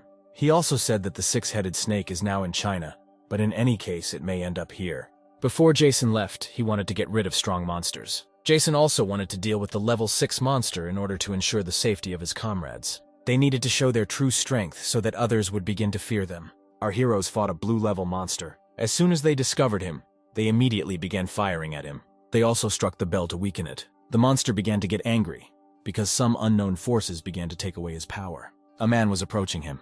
This was our main character, who had already used the animal summoning artifact. The monster noticed our hero, who, in turn, thought that he needed to deal with him as quickly as possible, since time was running out. He immediately went into battle, trying to strike the monster. The animals dug into him with their teeth and claws. The sounds of battle were heard throughout the area. Our hero's comrades stood nearby. They used their powers to help him. Blue-Eyed was losing. The animals struck at him. Small fragments from the battles scattered for several kilometers around. Our main character was flying in the air, using his power. The entire personal detachment of the Major watched the battle. The battle did not stop even for a few seconds. None of them could even catch their breath normally. Everyone was looking forward to victory. Suddenly, Jason's eyes took on an animalistic look. A second later, the animal was cut into 2 parts. Huge dust rose in the air. It seemed that Jason and the monster had awakened even the air. Elsa radioed that the situation had been resolved. Gary grabbed the radio tighter and said that this was a victory. All the fighters began to rejoice because the monster was defeated. At this time, it was night in Tokyo. The fighter standing next to Musashi said that everything would end very soon. Musashi, in turn, replied that how many people would die did not matter at all, because after the victory, they would be able to join the ranks of workers from the regions of the Mech Guild. He thought that the six-headed snake would also invade them. Also, this masked fighter said that there has been no news or communication with the fighters who were sent to those lands for a long time. Jason, Albert, and Gary were standing on the pier discussing something. Jason told them to concentrate on the electricity and wait. He would contact them very soon. Gary asked the departing Jason if this was really a war. He also added that he would never even have thought that he would be in the center of such events. He replied that one should not give in to emotions. Only those who have never seen war can truly appreciate her. Suddenly there were shouts that they were sailing. Gary continued his discussion with Albert about Jason's words. The water was calm, and it was deep night. Suddenly, screams from the military began to be heard that a ship was approaching. Everyone began to take up their fighting positions. They shouted that an unidentified vessel was approaching. Everyone had to be on alert. The fighters began to run out of the buildings, take up weapons, and line up. Over the loudspeaker, shouts began to be heard asking them to stop and identify themselves, otherwise they would start shooting. But the ship ignored them. After a few minutes of waiting, they opened fire on the ship. There was an explosion and the ship was destroyed. As soon as the fire stopped, a man hovered directly above the military. One of the fighters reported on the radio that the situation had been resolved and the ship had been destroyed. While in the air, our main character Jason was watching them. The city of Kitakyushu, Fukuoka Prefecture, adhered to its traditions, namely swords. At the Kitakyushu City Hall, there was a stronghold of one of the detachments. Some man said that a week after Tsushima suddenly collapsed, the number of monsters began to rapidly decrease. Kyushu branch manager Hiyoshi Tai said he lacked the means to send compensation to the victims' families. Kyushu is home to the eight-tailed fox, and the best location in this area is near the port. He exhaled cigarette smoke with some kind of burden on his soul. Jason, watching the city, thought that this is a city of drugs, prostitution, murder, human trafficking, as well as the Yakuza. This is a city where all the criminals gather. He also thought that this would be a good place to hide. Suddenly, screams began to be heard from the establishment where our hero was resting. One of the men shouted that it was necessary to go where chaos prevailed in order to absorb the territories. They also began to joke that swords used to be decorations, but now they are the main weapon. They also discussed that in the lands where they want to go, there is some strong man on a horse. They also said that they could deal with the Mac Guild in an hour. Suddenly, one of the men started shouting that they had a problem, because Musashi was going to bring troops here. Suddenly, at the bar, our hero began to say that this was logical, because it had all been planned for a long time. He also asked them, Kenji Nakagawa, this person is really the head of Kitakyushu. To which they took out their weapons and began shouting and asking him who he was. To which he, turning to them, replied that he was asking the questions here. Suddenly the bottles on the bar counter broke. They scattered in different directions, after which they began to fly in the air. The men standing in front of Jason could not understand what was happening. As soon as they shouted fire, all the glass flew in their direction. Screams of pain began to be heard. There was a crash. The wall of the building was broken. Their leader was still on his feet. He asked Jason who he was. To which he replied that it didn't matter to him what condition he was in, he needed answers. but he tried to attack our hero, shouting that he should not be so arrogant. But he successfully dodged, hitting the attacker. Then he knocked the sword out of his hands, hitting him several more times. Having caught his sword, he cut off his hand. Just a second after the start of the fight, the attacker was lying on the ground. The man stopped the bleeding, after which he began to talk about how at the beginning of 2017, sea monsters, 4 of them, settled on a Japanese island. Subsequently, monsters began to appear everywhere. This was accompanied by earthquakes, typhoons, and tsunamis. After the disasters stopped, Japan was on the verge of destruction. It was at that moment that the savior Mr. Musashi appeared in the country. He drove out the monsters and founded a new empire. This man, he is going to classify and divide people, having built a new power. The man began to shout that Mr. Musashi is like a god, and that Jason can never compare with him. When suddenly Jason landed a kick right in the throat. Jason thought that if Musashi was heading here, it would make everything easier. He asked the bird to convey his words, and it took off. There is a level 6 monster that was mentioned, as well as one each of the 3rd and 4th levels, an 8-tailed fox on the mountain, a white snake, and also a giant turtle in the throat. Jason thought about starting with the weak ones. At this time in the provinces, the detachment worshipped Musashi. 4 heavenly kings sat in front of him. Musashi said that this was impossible. Now that the island was taken from them, they need to lead the army.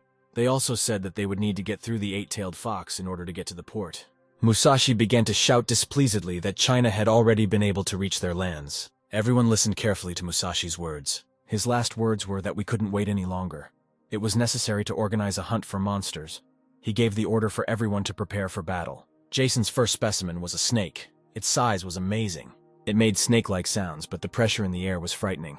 Jason stood right in front of her, preventing her from moving any further. His hand hardened and he smiled and told her that she would be his first victim here. Almost immediately, a fight broke out between them. The main character began to climb up the building. The snake began to envelop the building, simultaneously squeezing it and breaking it. Once he climbed to the very top, he began to use his strength. His energy was much more powerful than the snake's. It repelled it. Having lost her balance, she fell to the ground. The major's fist hardened. He hit the yellow-eyed man right in the head. The sleeve could not stand it and began to tear. Victory was our main character. Screams were heard in the port. The splashing of water could be heard for several kilometers around. A huge turtle reigned here. Noticing the standing man, she went to the ground. She immediately rushed in his direction. The master, in turn, looking at her, thought that she had an excellent physique. Gathering energy in his hand, he touched the ground.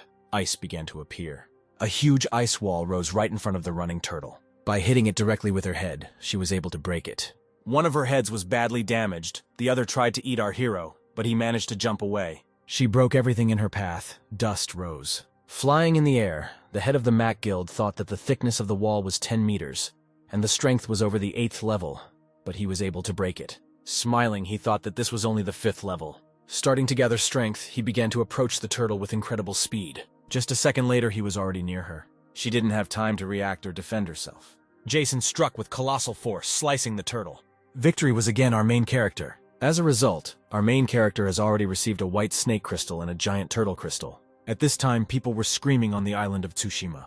One of the fighters reported to Elsa that most of the monsters in the area had been destroyed, and no second-level monsters were found nearby. The girl, seeing the bird, extended her hand, after which she heard Jason's words. She shouted that they were going to Japan. The entire personal squad of our hero gathered around the table. Jason said that they had to undergo careful preparation. They did not have much time and experience there to defend themselves from enemy attacks. It is also not possible to know what is happening in other places. At the moment, it will be difficult for them to solve internal problems with the current combat power. Despite the fact that they are threatened from both sides by Musashi and the six-headed snake, they are not able to distribute their forces to resist. It was necessary to take the initiative into our own hands and begin preparations. Now there are no mass movements of high-level monsters across the country. It is necessary to move 90% of the entire force to the south and leave small groups in different cities to protect the residents, the major continued to say. He also said that as soon as he penetrated Japan, the armored troops and the awakened ones should move towards the island of Tsushima. If anything happened, he said he would contact them. They had to provide protection and be ready. Everyone stood and looked at our main character, thinking that it was not in vain that they chose him. At this time, in the former places where the snake and turtle reigned, the tramp of people was heard.